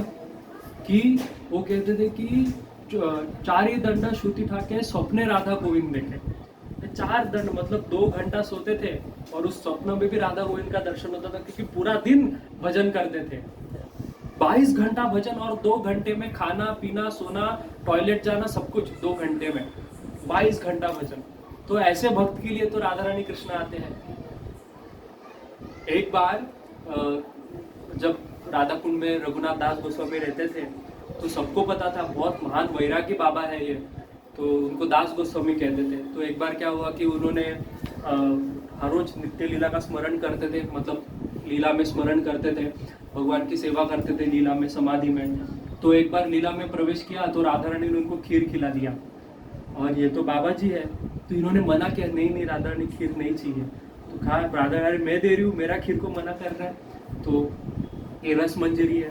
तो खीर खा लिया और बाहर आके इनका पेट गड़बड़ हो गया, पेट में उनका दुखने लगा। क्योंकि एक बार जैसे कि आपके शरीर ने अगर कोई चीज़ छोड़ा है बहुत सालों तक और अचानक से आप उस चीज़ को अडॉप्ट कर लोगे तो शरीर गड़बड़ कर देगा, बराबर ना। तो उसी प्रकार से उनका शरीर पूरा बॉडी पेट दुखने लगा। तो सब डर गए राधा कुंड के बाबा जी, अरे हमारे बाबा जी को क्या हो गया, सब वैद्य को बुलाओ। तो वैद्य आया, वैद्य ने नाड़ी चेक की, कहा इन्होंने खीर खाया है, पेट दुख रहा है। तो हाँ सच्ची, वैद्य में इतना शक्ति, किसका फोन बज रहा है क्या? वैद्य में इतना शक्ति होता है, सिर्फ नाड़ी पकड़ के समझ लेता है क्या खाया। तो सब कहने लगे तू झूठ बोल रहा है, हमारे बाबा जी छाछ के अलावा कुछ खाते नहीं है, तो तू कह रहा है कि खीर खाया, झूठा। तुमको निकाल, वो कह दिया मैं वैद्यता छोड़ दूंगा अगर इन्होंने खीर नहीं खाया रहेगा, तो अभी दिखा देता हूँ। बोला कैसे? बोला वमन करवाता हूँ, मतलब उल्टी करवाता हूँ। तो उल्टी करवाया, बाबा जी का मुख से खीर निकला। तो वो सब सोचने लगे अरे बाबा जी तो ढोंगी बाबा निकले। हम सोचे थे कि ये सिर्फ छाछ पीते हैं और चुपचाप खीर भी खाते हैं, रबड़ी खाते हैं बाबा जी। तो सब लोग का मन में संशय हो गया, उनके प्रति ये हो गया, क्या बोलते हैं, अश्रद्धा हो गया। सबको बहुत ये हो गया कि अरे हम बाबा जी को कितना मानते थे, रघुनाथ दास गोस्वामी को, कैसे झूठे बाबा जी निकले। रघुनाथ दास गोस्वामी बाबा जी एक भी शब्द नहीं कहा कि मैंने ऐसा कुछ नहीं, चुपचाप बैठे रहे शांत भाव से। यही आगे हमको सीखना है, अगर बाबा जी होना है, अगर सच्ची में भक्त होना, तो भक्त का लक्षण क्या है, ये चैप्टर का एंड में। ये चैप्टर तो ये सारा चीज तो पहला इतना महत्वपूर्ण नहीं है, अंत में जो सेक्शन है स्थित प्रज्ञ च का भाषा, जो स्थित प्रज्ञ भगवान का भक्त कैसा होता है, ये सीखना है अंत में। इसलिए फटाफट खत्म करके वहां पे जाना है, ठीक है। तो रघुनाथ दास गोस्वामी कुछ नहीं बोले, ऐसे ही बैठे रहे, सुख दुख समकृत्वा लाभ लाभ जया जयो, ऐसे ही बैठे रहे। कोई मेरा अपमान कर दे, कोई मेरा ये कर दे, दुखे शुनु द्विग्न मन सुखता विकता स्पृहा पिता राग भय क्रोध स्थित दुर्मुनिरुच्यते।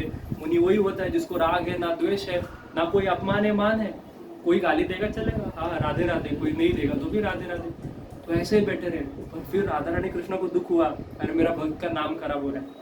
तो राधा रानी और कृष्णा ने दोनों ने जाके वहाँ पे एक बहुत बड़े संत थे वल्लभ संप्रदाय के, तो उनके स्वप्न में जाके कहा कि तुम जाके राधा कुंड में ऐलान करो कि रघुनाथ दास गोस्वामी हमारे सबसे उत्कृष्ट भक्त है, उनको खीर मैंने खिलाई थी, राधा रानी के मैंने खिलाई थी, इसलिए उनका पेट, उन्होंने कभी खीर खाई नहीं है बाह्य व्यवहार में, उन्होंने मनसा में खीर खाई थी, समाधि में खीर खाई थी। तो ये जाके जब बताते हैं तो सब लोग का वापिस श्रद्धा हो जाता है कि हमारा अपराध हो गया आपके प्रति ऐसा। तो ये होता है भजन, कि हमको कुछ लेना देना नहीं, निरपेक्ष भक्त हमको है, हमको कोई थोड़ा सा भी उल्टा बोल दे, बाप रे, हम पूरा दिन भर उसके झगड़ा करते रहेंगे जब तक वो मानेगा नहीं कि भाई हाँ भाई छोड़ दे, कोई छोटा सा गलती दिखा दे। तो ये होता है निरपेक्ष।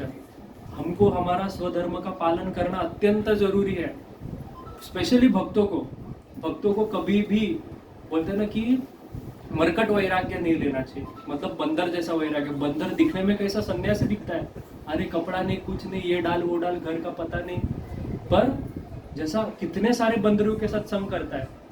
बंदर एक लस्टी एनिमल है, तो वो काम भावना में भरा हुआ वो रहता है, दिखने में तो वैरागी दिखता है। उसी प्रकार से हमको मरकट वैराग्य नहीं करना है। मरकट वैराग्य बहुत डेंजरस है, बहुत खतरनाक है। इसलिए रूप गोस्वामी पाद बहुत सुंदर श्लोक कहते हैं अनासक्त विषयान यथारम उपयुंजते निर्बंध कृष्ण संबंध युक्त वैराग्य उच्यते। कि हमको वैराग्य कैसा धारण करना है भक्त को, कहते हैं अनासक्त से विषयान, जो भी विषय का चीज है, मतलब जैसे आपके सामने रबड़ी आया तो आपने रबड़ी नहीं प्रभु जी मैं रबड़ी नहीं खाता, प्रभु जी मैं तो भक्त हूँ, ये तो क्या मैं भजन करता हूँ ना प्रभु जी, रबड़ी खाने से भजन नष्ट हो जाएगा, नहीं भजन नहीं। फिर मन में तो इतना मस्त है, वो देखो प्रभु जी खा रहे रबड़ी, तो बोल रहे बहुत मीठा भी था, बहुत गाय का दूध का बनाया है, वृंदावन का रबड़ी, श्याम सुंदर का राजभोग। मन में तो इच्छा, मुंह में पानी आ रहा है, पानी गट के जा रहा है, पर मन में इच्छा हो गई है, पर दिखाना भी तो है कि मैं साधु हूँ, मैं महात्मा हूँ, मैं भजन, मैं तो ब्रह्मचारी हूँ। मैं जब जगन्नाथपुरी गया था, भक्ति शास्त्री क्लास चल रहा था हमारा, तो एक ब्रह्मचारी था, नाम नहीं लोग मेरे रोड में, यंग नया ब्रह्मचारी बना था। मैं जगन्नाथ जी का खाजा लेके आया था बहुत सारा, सबको क्लास में बांटने को, सब डिवोटीज थे, सबको बांटा, उसको दिया, नहीं प्रभु जी 7 बज गए, खत्म हो गया टाइम। मैं बोला अरे जगन्नाथ का प्रसाद को कभी, वो भी जगन्नाथ का, ठीक है हमारा प्रसाद भगवान खाए नहीं खाए पता नहीं, वो पर भगवान को पता, और जगन्नाथ का प्रसाद तो कभी मतलब कोई मना नहीं करता, आचार्य मना नहीं करते, तो नहीं बोल के वो चला गया। तो मैं सोचा क्या है, अजीब ही है। उधर कमलोचन प्रभु बैठे थे सामने, बोलते गिव इट टू मी। प्रभु जी पूरा 2-3 खाजा खा लिए। तो जैसा है स्वाभाविक रहो, क्यों झूठ बनना है। तो सामने रबड़ी आया, नहीं प्रभु जी मैं रबड़ी नहीं खाऊंगा, अनासक्त विषयान, खा लो रबड़ी, क्या फर्क पड़ेगा, तुम्हारा इच्छा है खा लो, पर रबड़ी खाने में प्रॉब्लम क्या है।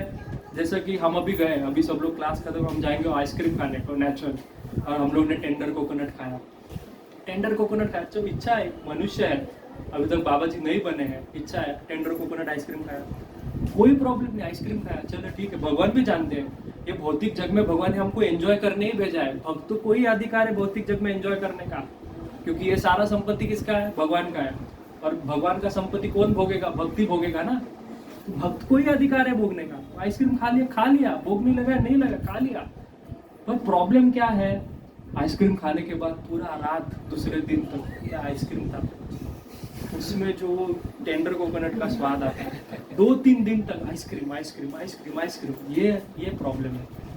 आइसक्रीम खाना प्रॉब्लम नहीं, आइसक्रीम के पीछे का आसक्ति प्रॉब्लम है। मैंने आइसक्रीम खा लिया, हाँ खा लिया, कल विष्टा बन गया, कल वो मल से निकल गया, हो गया खत्म बात। तुम्हारे मन में इच्छा आई कि मैं आइसक्रीम खाऊं, तुमने इच्छा को तृप्त कर दिया, इच्छा तृप्त हो गई, खत्म बात, तुम भजन में लग गए। पर वही इच्छा अतृप्त रही तो मैं भी खा लेता तो अच्छा हो जाता था। प्रभु जी तो चले गए थे, बोल भी रहे थे चलो नेचुरल्स चलो, पर मैं नहीं गया, दुख हो रहा है। पर तुम फिर 4 घंटे 50 घंटे कृष्णा का स्मरण छोड़ के आइसक्रीम का स्मरण कर रहे हो। काश प्रभु जी ने कौन सा फ्लेवर खाया रहेगा, बराबर। तो इसलिए रूप गोस्वामी कहते हैं कि अनासक्त च विषयान, अरे विषयों को तुम क्या करो, यथारम उपयुंजते, यथार्थ भगवान की सेवा में लगाओ। जैसे कि अभी हम कुछ भक्त मैंने देखे हैं कि उनके पास बहुत लक्ष्मी है, लक्ष्मी बैंक में रखेंगे पर खुद के सुख सुविधा के लिए यूज नहीं करेंगे। तो क्या करेंगे, जैसे कि क्या हुआ, कोई है क्या इधर? हाँ? किसने रखा रहेगा? अच्छा प्रभु जी को कौन है जो हंसा है, उसका बैंक स्टेटमेंट मंगा लो। तो बहुत सारा पैसा रखा है पर रह कैसा रहे, नहीं प्रभु जी हमको तो लक्ष्मी भगवान का सेवा में लगाना है। प्रभु जी मैं कैसा गाड़ी ले सकता हूँ, मैं तो साइकिल पे जाऊंगा प्रभु जी, मैं तो फटावा धोती यूज करूंगा प्रभु जी। ऐसा भी लोग मैंने देखा है। हमारा इस्कॉन का बात है, अरे भगवान जब तुमको लक्ष्मी दिए, भोगने को दिया है, तुम उसका भोग करोगे कि क्या करोगे, उसको बैंक में सड़ाओगे। उससे क्या होगा, जब हम चीज को रखते हैं तो उससे आसक्ति बढ़ता है। ये जो संशय करने का बुद्धि है, ये किसका बुद्धि है? आसुर। आसुर क्या करता है, सब चीज को संशय, वो एक चीज उसको कम नहीं है, बहुत चाहिए बहुत चाहिए, तो इससे और हम पतन के मार्ग पे चले जाएंगे। इसलिए जो भी चीज दिया है सहज रहो, क्या फर्क पड़ता है। तुमने खा लिया आइसक्रीम, क्या बोलेगा, 4 लोग बोलेंगे ये भक्त नहीं है, बाहर खाता है, खत्म बात। उल्टा अच्छा है, तुम्हारा ईगो कट जाएगा, तुम्हारा ये जो अहंकार है कि मैं भक्त हूँ वो नाश हो जाएगा। इसका ये मतलब नहीं कि हर रोज जाके आइसक्रीम का प्रभु ने बोला बाहर खाओ। प्रयत्न करना चाहिए कि भगवान का प्रसाद खाओ, पर ऐसा कभी इच्छा हो जाता है, बहुत नेचुरल है, स्वाभाविक है। एक मेरे पास डिवोटी आता था जब यूथ में था, तो उसका कहना था प्रभु जी मुझे ना ऐसी पत्नी चाहिए जो भक्त हो। उसने जाके ये दिखाया, क्या कहते हैं, अपना कुंडली दिखाया और प्रभु जी को पूछते हैं प्रभु जी देखो मुझे भक्त पत्नी मिलेगी कि नहीं, और खुद 16 माला नहीं करता है पर चाहिए भक्त पत्नी। ये क्या है, बराबर। हम प्रॉब्लम क्या होता है कि हम दूसरों से अपेक्षा करते हैं। स्वधर्म का पालन करने का अर्थ है कि तुम तुम्हारा धर्म का पालन करो ना, तुम दूसरे से अपेक्षा मत रखो। जैसे कि तुमको संन्यास लेने का इच्छा है, बहुत अच्छी बात है, तुमको बाबा जी बनने का इच्छा है, बहुत अच्छी बात है, बाबा जी बनो, सन्यासी बनो, पर पहले अपने कर्तव्य का पालन करो और तुम दूसरों से अपेक्षा मत करो। ये है स्वधर्म। जैसे कि मैं समझो मेरा बेटा है, तो मैंने मेरे बेटे के सारे कर्तव्य पालन किए, उसका शादी कर दिया, हाँ अभी मैं बाबा जी बनने के लिए रेडी हो गया, सब मेरा गृहस्थ धर्म का पालन होगा, मैं बाबा जी बनूंगा। पर प्रॉब्लम क्या आएगा कि अभी मैं सोचूंगा मैंने मेरे बेटे का सब धर्म का पालन किया, अब बेटा मेरा ख्याल रखे, बेटा मुझे चप्पल दिलाए, बेटा मुझे जूता दिलाए, बेटा मुझे गाड़ी में घुमाए, बेटा मुझे न्यूयॉर्क घुमाए। हम उससे अपेक्षा नहीं करना चाहिए। अगर तुम भक्त हो, तुम किसी से भी अपेक्षा मत करो, तुम तुम्हारे धर्म का पालन करो, तुम्हारे धर्म का आचरण करो, तुम सारे कर्तव्य पालन करो। तुम्हारे पत्नी ने कहा, जैसे कि बहुत सारे भक्त हैं, मैं कह रहा था कि एक बार एक भक्त आया था, वो कह रहा था कि प्रभु जी मेरी बीवी चाहती है कि मैं मूवी लेके जाए, तो मुझे मूवी जाना चाहिए कि नहीं जाना चाहिए? मैंने बिल्कुल जाना चाहिए, क्यों नहीं जाना चाहिए? तो कहते नहीं प्रभु जी हम भक्त होते हम मूवी थोड़ी देखते हैं। मैंने बोला सही बात है, मूवी नहीं देखते हैं। तो वो बोला कि नहीं प्रभु जी वो कैसा, ये सारा इसमें भौतिक इच्छा है। तो मैंने उसको उदाहरण दिया, ये उदाहरण मैंने राधा गोविंद महाराज जी से सुना था, बहुत सुंदर क्लास है राधा गोविंद महाराज जी का, गृहस्थ आश्रम है। वो कौन से ऋषि है, नाम भूल जाता हमेशा उन ऋषि का, करदम मुनि, हाँ बराबर करदम मुनि। तो करदम मुनि जब वो संध्या वंदन कर रहे थे, शाम का समय रहता है, नदी के तट पे बैठ के वो संध्या वंदन कर रहे हैं, अपना कर्म सारा स्वधर्म का पालन कर। तो तभी उनकी पत्नी आती है दीदी, बराबर, कश्यप है ना, हाँ कश्यप। तो करदम और कश्यप में हमेशा कंफ्यूज होता हूँ। तो कश्यप ऋषि अपना धर्म का पालन कर रहे, संध्या वंदन गायत्री कर रहे, भगवान को उपासना कर रहे। दीदी आती है, दीदी कहती है संध्या का समय होता है, शाम का समय होता है। दीदी कहती है कि मुझे आपसे अभी शारीरिक संबंध करना है, मेरे में अभी काम भावना का वृद्धि हुआ है, मुझे आपसे संग करना है, आप मेरी इच्छा को पूर्ण करो। तो कश्यप मुनि कहते हैं कि यह समय सही नहीं है, क्योंकि संध्या के समय में कभी भी हमको ऐसा कोई भी कार्य में रत नहीं होना है जो कार्य से हमको पाप लगेगा, या फिर इंद्रिय तृप्ति का कोई भी कार्य। इसलिए क्यों? क्योंकि ऐसा कहते हैं कि उस समय में शिव जी और पार्वती दोनों नंदी पे बैठ के निकलते हैं, शास्त्र में ऐसा कहा है, और वो देखते हैं कि शाम के समय व्यक्ति क्या कर रहा है, तो जैसा कार्य कर रहेगा उस प्रकार से आशीर्वाद दे देंगे, तू ये बन जा। तो इसलिए आप देखो हमारे हमारे गुरुओं ने, हमारे ऋषियों ने क्या सिखाया, शाम को आप दीप जलाओ, भगवान का कीर्तन करो, भगवान का आरती करो। ये संध्या का कर्म क्यों दिया, इसी के कारण दिया।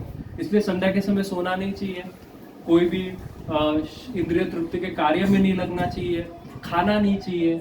ये सारा चीज संध्या में वर्जित है। संध्या के पहले खाना चाहिए, या फिर अगर होता नहीं तो बाद में खाना चाहिए। संध्या के समय विशेषतः भजन में लगना चाहिए। तो कश्यप मुनि भजन कर रहे, ये आके उनको कहते कि तुम मेरी इंद्रियों को तृप्त करो। तो कश्यप मुनि सारा अपना भजन छोड़ते हैं। सोचो, कश्यप मुनि वो भजन छोड़ते हैं और जाके उनके साथ संग करते हैं, और वो आके वापस स्नान आदि कर्म करके अपना कर्म में लग जाते हैं। तो राधा गोविंद महाराज वहाँ पे एक बहुत महत्वपूर्ण बात कहते कि कश्यप मुनि जैसा व्यक्ति अपने गृहस्थ धर्म का पालन कर सकते हो, तो हम क्यों नहीं कर सकते? बराबर ना। वो अगर उनकी पत्नी की इच्छा कोई आध्यात्मिक इच्छा थी, शास्त्र विरुद्ध इच्छा थी, पर फिर भी उसने तृप्त की कश्यप मुनि ने। क्यों? क्योंकि उसने पत्नी को स्वीकार किया है ना, शरीर को, पत्नी को उसने स्वीकार किया है, तो शरीर के जितने भी संबंधी है सबका इच्छा पूरा करना उसका कर्तव्य है। पहले तो तुम लो ही मत, अगर किया है तो ठीक से पालन करो। ये ढोंग का भक्ति मत करो। ये ढोंग का भक्ति करना सबसे खतरनाक चीज है भक्ति में। वास्तव में भक्त कौन होता है? मैं पिछली बार भी बताया था, इस बार हम भक्त का रूप गोस्वामी पाठ डेफिनेशन बताते हैं कि भक्त होता कौन है। हम बहुत भक्ति भक्ति भक्ति प्रभु से मैं भक्त हूँ, पर भक्ति होता क्या है? एक तो भक्ति का डेफिनेशन सबको पता है, अन्याभिलाषी तो शून्य, पर वास्तव में उसका क्वालिटीज क्या है? किन गुणों को देख के पता चलेगा ये भक्त है कि नहीं भक्त है? तो ऐसे क्वालिटीज रूप गोस्वामी बताते हैं। वो पहला क्वालिटी एक शांति, सबसे पहला शांति, वो शांत होता है। शांत मतलब क्या? शांत मतलब क्या? शांत बैठता है नहीं। शांत मतलब वो किसी भी परिस्थिति में विचलित नहीं होता है। उसको दुख है, उसको सुख है, वो सम रहता है, वो शांति। दूसरा है अव्यर्थ कालत्व। भक्त कभी भी एक सेकंड भी वेस्ट नहीं करता, एक सेकंड भी वेस्ट नहीं करता। अव्यर्थ कालत्व, एक सेकंड भी। अभी आप बताओ, भक्त है हम, हमको एक सेकंड मिल जाए बस हम फोन खोल देंगे, है कि नहीं? एक सेकंड बस देर है, चैंटिंग खत्म होता है, जैसा वो सुमेरु तक तो पहुंचने वाला बात होता है, कब मैं वो सुमेरु को रखूं, चैंटिंग बैग को उधर लटका दूं, खत्म, अभी हाँ मुक्त हो गया। फिर बाद में मैं सबसे पहला उठते हैं, सुबह जब उठते हैं सबसे पहला कार्य क्या करते हैं? फोन देखते हैं। पर सबसे पहला कार्य क्या करना चाहिए हमको? सबसे पहला भगवान को स्तुति करना चाहिए। जयति जयति जन निवासो देव की जन्मवादो, ये श्लोक बोलना चाहिए, हरिभक्ति विलास में बोला है। पर हम बोलते हैं सुबह पहले उठ के हम खुद को भक्त कहते हैं, पर उठ के हम राधा कृष्ण का स्मरण नहीं करते। किसका स्मरण करते हैं? किसने मुझे याद किया, देखते ऑफिस में कौन क्या बोला है, मेरा दोस्त क्या बोला है, ये सब चीज में। तो अव्यर्थ कालत्व है किधर?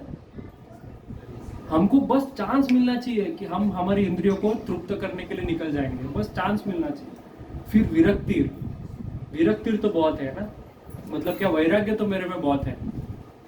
वैराग्य दिखाने के लिए हम कोई अवसर नहीं छोड़ेंगे। वैराग्य का अर्थ क्या है? वैराग्य मतलब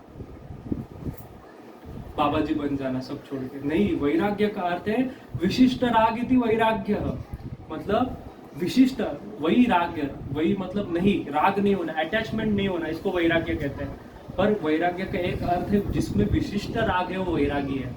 विशिष्ट मतलब जिसमें स्पेशल अटैचमेंट है। किससे स्पेशल अटैचमेंट है? भगवान से, भक्तों से। जिसको स्पेशल अटैचमेंट भगवान से, भक्तों से है, उसमें वो वैराग्य आता है।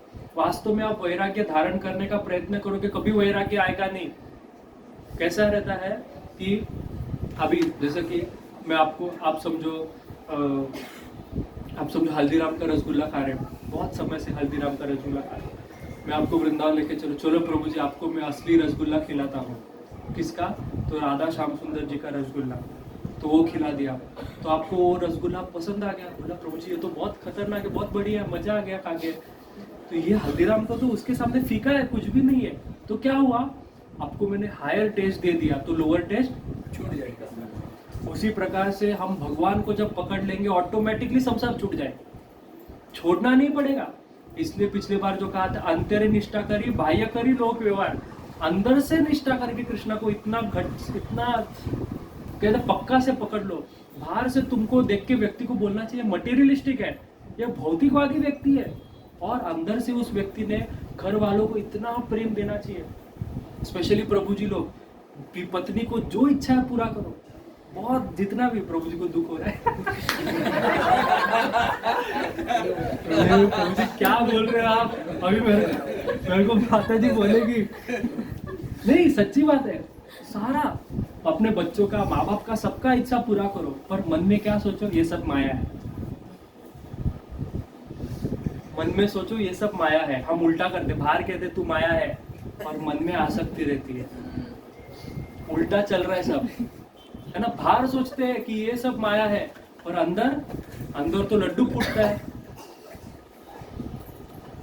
इसलिए अंदर से सोचो ये सब माया है, बोलो मत कभी मुख से। आप देखना बाबा जी जो रहते हैं, अब प्रभुपाद को देखना, प्रभुपाद वृंदावन में बैठे थे राधा दामोदर मंदिर में, इतना सुंदर भजन में उनका जीवन व्यतीत हो रहा है, उनको पसंद है। इतना सारा कष्ट लूँ, 2 हार्ट अटैक लूँ, वो जलदूत से जाऊँ और अमेरिका पहुंचूं, खाने का व्यवस्था नहीं, सोने का व्यवस्था नहीं, रास्ते पे सो, सबवे में स्नान करूं, ये सब क्यों किया? उनको मजा आ रहा था? नहीं, एक था, उनको सेवा दिया था उनके गुरु ने, उनको आनंद तो वृंदावन में था, इसलिए वो कहते थे माय होम इज वृंदावन, मेरा घर वृंदावन है। घर छोड़ के व्यक्ति कोई जाता है? क्यों गए थे प्रभुपाद? प्रचार करने को, गुरु का आज्ञा का पालन करने को। ये आपकी गुरु की आज्ञा, गुरु की सेवा समझ के पालन करो। ये गुरु की, आपको पता है आगे का जो श्लोक आएगा 41 श्लोक, व्यवसाय आत्मिका बुद्धि एक गुरु नंदना बहुशाखा अनंत से बुद्ध व्यवसाय नाम। ये श्लोक पढ़ के प्रभुपाद कहते हैं, इसका तात्पर्य विश्वनाथ चक्रवर्ती ठाकुर का तात्पर्य पढ़ के प्रभुपाद ने संन्यास लिया। ये श्लोक पढ़ के उनको, इसका तात्पर्य बहुत सुंदर है, हम जब उस पे आएंगे तब पढ़ेंगे। तो ये तात्पर्य पढ़ के प्रभुपाद को संन्यास लेने का इच्छा। Bhagavad Gita was the reason for Prabhupada sannyasa, Bhagavad Gita. तो हमको अंदर से ये सोचना है कि ये सब माया है, बाहर से बोल के नहीं दिखा। प्रभुपाद ने कभी बोल के दिखाया क्या ये तुम सब माया हो? कभी नहीं बोला। इतना प्रेम दिया, एक सन्यासी होके इतना प्रेम दिया कि लोग अपने माँ बाप को भूल गए और प्रभुपाद को अपना पिता मान रहे। आज भी कितने सारे सन्यासियों के पासपोर्ट पे ऐसी भक्ति वेदांत स्वामी प्रभुपाद उनके फादर का नाम है। सच्ची, हाँ। प्रभुपाद को एक इंसिडेंट है, वो पूछते हैं कि Prabhupada whose name should I write on my passport? Write my name. Prabhupada का पासपोर्ट पे भक्ति सिद्धार्थ महाराज का नाम है। हाँ, हम अभी वृंदावन जाएंगे ना, तभी उधर है भक्ति सिद्धार्थ पासपोर्ट है प्रभुपाद जी का, उस पर लिखा है। तो ये होना चाहिए। कभी प्रभुपाद ने कहा आपको कि आप माया? भगवान ने कभी आपको कहा क्या तुम नॉनसेंस हो? और हम सारे भगवान की चीजों को नॉनसेंस बोलते जा रहे हैं। अरे हम कैसा है वो पहले हमने सोचा है? हम कितना भजन कर रहे हैं, हम किस स्तर पे हैं, हमारा भजन क्या स्थिति में है? तो इसलिए विरक्तिर तो है ही नहीं। विरक्तिर है विरक्तिर? कौन बोलेगा विरक्तिर है? वैराग्य है किसमें? नहीं है। फिर मान शून्यता मतलब क्या? सम्मान नहीं चाहिए। यहाँ पे उल्टा है। अगर क्लास में गुरु महाराज आए हैं, गुरु महाराज ने पूरा क्लास में से मुझे बुला के हरीश प्रभु कम हियर, तो अरे गुरु महाराज ने बुला दिया और गुरु महाराज ने देखा नहीं, या फिर किसी ने प्रणाम तक नहीं किया। अरे आज मुझे प्रणाम क्यों नहीं किया? क्या प्रॉब्लम हो गया? मुझे आज किसने देखा नहीं, आज मुझे उसने मैसेज नहीं किया। कहाँ पे मान शून्यता? फिर आता है आशा बंद समुत्कंठ। हमेशा आशा बंद रहना चाहिए, भगवान में इतना विश्वास रखना चाहिए। तुलसीदास गोस्वामी तो बहुत सुंदर वो दुआ है, आपको पता रहेगा प्रभु जी क्या? एक आस विश्वास एक भरोसा, एक आस एक विश्वास एक भरोसा एक बल। हाँ, एक बल। फिर आगे कहते हैं कि स्वाति सलील रामचंद्र चातक तुलसीदास कहते कि बराबर ना, राम कहते कि विश्वास कैसा होना चाहिए, आशा कैसी होनी चाहिए भगवान पे? भगवान पे ऐसा विश्वास होना चाहिए कि जैसा चातक पक्षी का विश्वास है। चातक पक्षी का विश्वास कैसा है? चातक नाम का पक्षी सुना है? चातक पक्षी एक पक्षी है जिसका नाम चातक है। वो कभी पानी नहीं पिएगा। वो पानी तभी पीता है जब बारिश होता है। बारिश भी तभी जब स्वाति नक्षत्र आता है, और स्वाति नक्षत्र का बूंद का ही पानी वो पिएगा। वैसा भक्त का विश्वास, वैसा भक्त का आशा होना चाहिए, एक आस्था विश्वास कि भगवान पे इतना भरोसा। राधा गोविंद महाराज बहुत सुंदर बात कहते हैं कि अरे जिसका रक्षा 4 भुजा वाले करते उसको 2 भुजा वाले से क्या है ना। हमारा रक्षा 4 भुजा वाला भगवान कर रहे हैं। और ताली बजाने वाला बात है, बजाओ, भगवान रक्षा कर रहा है। इतना नहीं सोचने का, बजा देने का। ताली भगवान के लिए बजा रहे ना, मेरे लिए थोड़ी बजा रहे हैं। तो भगवान हमारा पल पल रक्षा कर रहे हैं। आप सोच नहीं सकते कि हमारे ऊपर कितना कितना संकट आया। एक पता है 9:20 हो गया। तो एक बार क्या होता है कि एक भक्त होता है, वो वाराणसी का घटना है, सच्ची घटना। तो वो उसको हरे कृष्ण महामंत्र में दीक्षा लेनी थी। वो सन्यासी को, मतलब यंग लड़का था। तो एक गुरु बहुत फेमस थे वाराणसी में तभी, ये कुछ 150-200 साल पुराना बात है। वो गुरु बहुत फेमस थे और ये उनसे प्रभावित हो गया, अरे क्या गुरु है, मेरे को इनसे ही दीक्षा लेना है।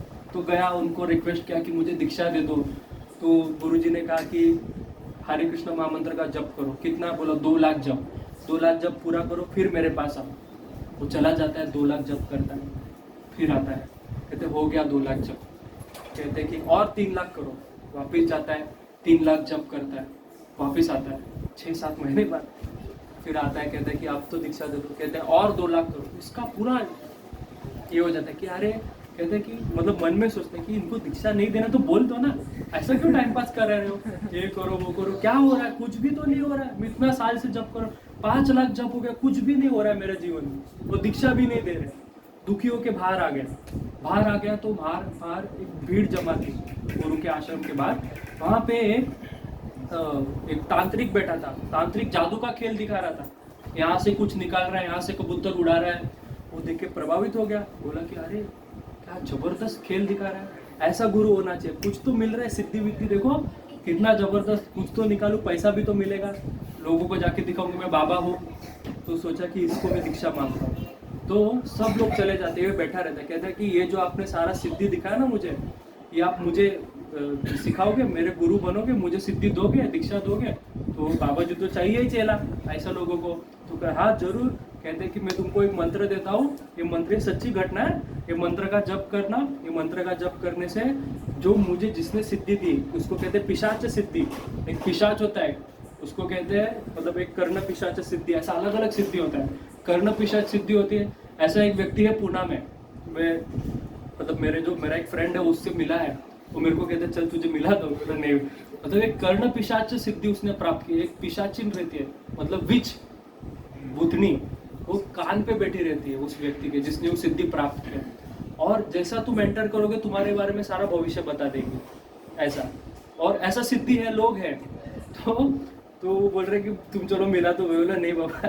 तो वो पिशाच योग उसको मिला, बोला कि ये मंत्र जप करो, पिशाच तुम्हारे सामने प्रकट होगा इतना 2 महीने बाद, इतना जप करना है, 2 महीने बाद पिशाच प्रकट होगा, तुमको सिद्धि दे देगा।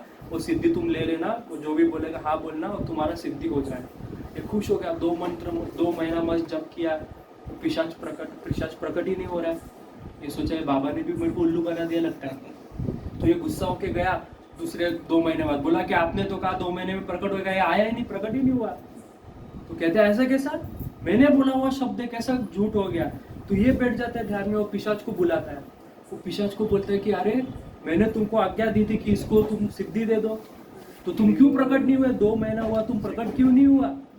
तो तभी वो कहते हैं कि अरे मैं प्रकट ही नहीं हो सकता इसके सामने। क्यों? कहते हैं क्योंकि ये जब जप करता रहता है, मतलब ये इसके पीछे एक बहुत बड़ा चक्र गोल गोल घूमता रहता है जो इसकी रक्षा करता रहता है। तो तभी उसको ध्यान में आता है कि जो मैंने 5 लाख जप किया उसका प्रभाव क्या हुआ, तो खुद सुदर्शन भगवान रक्षा कर रहे हैं। तो वो बाबा जी को बोलता है नहीं चाहिए तुम्हारा पिशाच, नहीं चाहिए तुम्हारा सिद्धि, मैं तो हरि नाम ही दूंगा। तो ये महिमा है कि आशा, इतना विश्वास होना चाहिए कि कोई भी चीज व्यर्थ नहीं जा रहा है। जो आप कर रहे हो एक एक चीज आपका भगवान नोट कर रहे हैं, एक एक चीज आपको लगता रहेगा अरे क्या सैटरडे क्लास जाके फायदा है, क्या भगवद गीता डिस्ट्रीब्यूट कर, कोई एक एक चीज भगवान इतना कृतार्थ भगवान समझते हैं। भगवान कहते हैं कि अरे मतलब ऐसा व्यक्ति मेरे लिए प्रिय नहीं। भगवान को पूछो, नारद पंचरात्र में कहते, यहाँ तक कह देते हैं कि राधा रानी भी मेरे लिए प्रिय नहीं है, मेरे लिए भक्त इतने प्रिय है। सोचो राधा रानी को भी भगवान कहते प्रिय नहीं है, इतना प्रिय। कहते साधुआ हृदय मह्यम साधुआ हृदय तेषि चापी हम, कि साधु मेरे हृदय में रहते और मैं साधु का हृदय में, इतना साधु से प्रेम करते हैं। तो आशा बंध, फिर समुत्कंठा, इतना उत्कंठ रहना चाहिए भगवत प्राप्ति के लिए व्यक्ति ने। नाम गाने सदा रुचि, ये सबसे महत्वपूर्ण है, नाम में रुचि होना चाहिए। पिछले बार हम लोग ने नाम के ऊपर चर्चा की थी, याद रहेगा आपको कि हमको नाम कैसा लेना है। नाम लेना बहुत एक सबसे महत्वपूर्ण अंग है। जितना भी आपका सारा साधना टिका हुआ है भक्तिमय जीवन, प्रभुपाद कहते हैं 99% of your advancement depends on chanting of Hare Krishna mantra and 1% depends on everything else. मतलब सोचो 19%, सॉरी 99% आपका चैंटिंग पे डिपेंडेंट है और 1% बाकी सारा चीजें। तो सोचो कैसा हमको जब करना चाहिए। प्रभुपाद को पूछा, प्रभुपाद को किसने पूछा कि मतलब प्रभुपाद ने पूछा कि मैंने इतने सारे बुक्स क्यों लिखे हैं। अभी हम बुक्स बोल रहे हैं, बुक्स इतने सारे क्यों लिखे हैं। प्रभुपाद ने कहा to teach you one thing, to chant. ये सारा बुक्स मतलब भागवतम, चैतन्य चरितामृत, भगवद गीता, सब एक ही चीज सिखा रहे हैं कि भगवान का नाम जप करो, भगवान का आश्रय लो, भगवान का नाम का आश्रय लो। तो ये नाम जप बहुत महत्वपूर्ण है, इसको बहुत अच्छे से करना जरूरी है। इसके बारे में हम कभी और विस्तार में चर्चा करेंगे, नाम जप कैसा करना है। आसक्ति तद्गुणाख्यान है, भगवान की कथा में आसक्ति होना चाहिए, भक्त का लक्षण है। कथा चल रही है तो भगवान भक्त को ये होना चाहिए मैं कब कथा सुनूंगा। यहाँ पे प्रभु जी को फोन करके बुलाना पड़ता है क्लास को, आओ आओ। हम कब खुद से आएंगे, अरे आज क्लास है। हम बाकी सब चीज मिस कर सकते हैं, पर हम क्लास मिस करेंगे, बाकी सब चीज करेंगे, हम सब कुछ कर लेंगे पर क्लास मिस कर देंगे। क्लास इतना इंपॉर्टेंट क्यों, क्लास तो होता है, रिकॉर्डिंग आ जाता है, प्रभु जी रिकॉर्डिंग डालते हैं, हम ऑनलाइन सुन लेंगे, ऐसा नहीं करना है। क्लास में बैठ के जो सुनना है, पिछली बार प्रभु जी थे उनका नाम भूल गया, वो चर्चा कर रही थी कि क्लास में बैठ के सत्संग किसको कहते हैं, इसी को सत्संग कहते हैं कि भक्तों के बीच में बैठ के कथा सुनना, क्योंकि ये भक्ति का अंग है, भक्तों के बाजू में बैठना। रामानुजाचार्य कहते हैं कि अगर तुम्हारे जीवन में तुमको कुछ नहीं करना है, मतलब ना भजन करना है, ना भक्ति करना है, ना शास्त्र पढ़ना है, कुछ नहीं आता है तुमको, सिर्फ एक चीज करो, क्या, तो कहते हैं कि भक्त के बाजू में जाके बैठ जाओ, बस बाजू में। प्रपन्नामृत नाम के ग्रंथ में भक्त के बाजू में बैठ जाओ, सारा सिद्धि प्राप्त हो। वो क्या ना, लव मात्र साधु संग सर्व सिद्धि हाय। साधु का लव मात्र मतलब बाल के ऊपर का छोटा सा भाग का संग भी आपको सर्व सिद्धि प्राप्त कर देगा, और ये सच बात है। इसलिए कथा में आके बैठना बहुत जरूरी है, कथा में आसक्ति दिखाना। प्रीति तत् वसति स्थल है, भगवान का जो भी वसति स्थल है, वृंदावन, जगन्नाथपुरी, मायापुर, द्वारका, इसके प्रति प्रीति होना चाहिए। सोचना चाहिए कि जीवन का लक्ष्य क्या, हमारा जीवन का लक्ष्य क्या है कि कभी मैं हीरानंदानी में फ्लैट लूँ, कभी मैं रहेजास में जाके रहूँ, कभी मैं साउथ बॉम्बे में जाके रहूँगा, कभी मैं बड़ा बंगला बनाऊंगा, बीच के पास बंगला बनाऊंगा। ये सब नहीं होना चाहिए। क्या होना चाहिए, कब मैं सब छोड़ छाड़ के वृंदावन जाऊंगा, कब मैं वृंदावन में कुटिया बनाऊंगा, ये जीवन का लक्ष्य है। यहाँ पे रह के कुछ है नहीं। फिर कहते हैं कि ये जो सारे गुण है, अगर ये गुण अगर व्यक्ति में है तो उसको भक्त मानना चाहिए। तो हमारे में ये गुण है क्या, तो हम भक्त है क्या, नहीं, हम भक्त है, हम प्रैक्टिसिंग भक्त है, हम अभी चल रहे धीरे धीरे, हम लोग अभी पूरा तरह से भक्त नहीं बने हैं। ठीक है, तो आज यहीं पे हम रुकेंगे। और आज बुक डिस्ट्रीब्यूशन शुरू करने वाले ना प्रभु जी आज से, तो बुक डिस्ट्रीब्यूशन के लिए बहुत सारा बुक्स आ गए हैं। बुक डिस्ट्रीब्यूशन के बारे में एक बहुत महत्वपूर्ण बात मैं बताना चाहता था कि ये जो बुक डिस्ट्रीब्यूशन है, ये बुक डिस्ट्रीब्यूशन करना बहुत जरूरी है, बहुत इंपॉर्टेंट पार्ट है। पर प्रभुपाद का कुछ लेटर्स है जिसमें प्रभुपाद बहुत महत्वपूर्ण बात कहते हैं कि डिस्ट्रीब्यूटिंग बुक, हरि बोल, बुक डिस्ट्रीब्यूट करना अच्छी बात है, पर जो बुक डिस्ट्रीब्यूट कर रहा है उसको बुक पढ़ने भी चाहिए। अभी क्या हुआ है, हम गीता तो डिस्ट्रीब्यूट कर रहे हैं पर व्यक्ति ने गीता पढ़ा नहीं। आज का बहुत दुख का बात है, इस्कॉन में जो बुक डिस्ट्रीब्यूशन हो रहा है, मैं चाहता हूँ कि हम लोग ऐसा बुक डिस्ट्रीब्यूशन ना करें। भले ज़्यादा नहीं पता हो, एक श्लोक का एक तात्पर्य भी काफ़ी, इवन इंट्रोडक्शन काफ़ी है। डिस्ट्रीब्यूशन से पहले इंट्रोडक्शन पढ़ के चले जाओ, बहुत ज़बरदस्त डिस्ट्रीब्यूशन करोगे। क्योंकि प्रभुपाद के समय जो बुक डिस्ट्रीब्यूशन होता था, अभी का बुक डिस्ट्रीब्यूशन वैसा नहीं है। अभी क्या होता है, काउंसिलर टारगेट ले लेता है, डब्बा डब्बा गोडाउन में पड़ जाता है, फिर फ्री में बांट देते हैं। ये बुक डिस्ट्रीब्यूशन नहीं, टारगेट पूरा करना। एग्जैक्टली। बुक डिस्ट्रीब्यूशन कैसा होता है कि 1 to 1 जाके प्रीचिंग करना, बताना कि ये बुक में क्या है, इसको बुक डिस्ट्रीब्यूट। प्रभुपाद, इसलिए प्रभुपाद का लेटर्स है कि आप जाके उसको एक्सप्लेन करो क्या सिद्धांत है, क्या फिलोसॉफी, और तभी वो बुक लेगा, तभी वो बुक पढ़ेगा और तभी वो भक्त बनेगा। आज सोचो, अभी जैसा मंथ खत्म हो जाएगा दिसंबर का, फिर हम लोग सारे स्कोर्स अनाउंस करेंगे। हम लोग ने इतना बुक डिस्ट्रीब्यूट किया, सब चिल्लाएंगे हरि बोल हरि बोल हरि बोल चिल्लाएंगे, बराबर। 50,000 बुक डिस्ट्रीब्यूट किया। पर अरे प्रश्न वो नहीं कि तुमने 50,000 बुक डिस्ट्रीब्यूट किया, कौन से मंदिर ने कितना किया। वो मंदिर ने बुक डिस्ट्रीब्यूट करने से उसमें से कितना बुक लेके वापस मंदिर आया, कैसे किया वो देखो। कौन वापस आया, किसके पास रिकॉर्ड है, कितना भक्त बने। तो हम सिर्फ बांट रहे हैं, ये ऐसा प्रीचिंग नहीं करना है।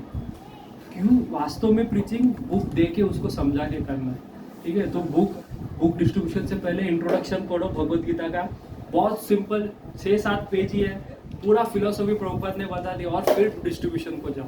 आप देखो, उससे आपका बुक डिस्ट्रीब्यूशन अच्छा होगा, और ये सच्ची में आचार्यों को आनंद देगा। और जब आचार्यों को आनंद मिलेगा तो क्या होगा, आपका भक्ति में वृद्धि होगा। ये जो सारे गुण है ना, ऑटोमेटिकली प्रकट हो जाएंगे, प्रयास नहीं करना पड़ेगा, ठीक है। हरे कृष्णा कृष्णा कृष्णा हरे हरे, हरे राम राम राम हरे हरे। श्रील प्रभुपाद की जय।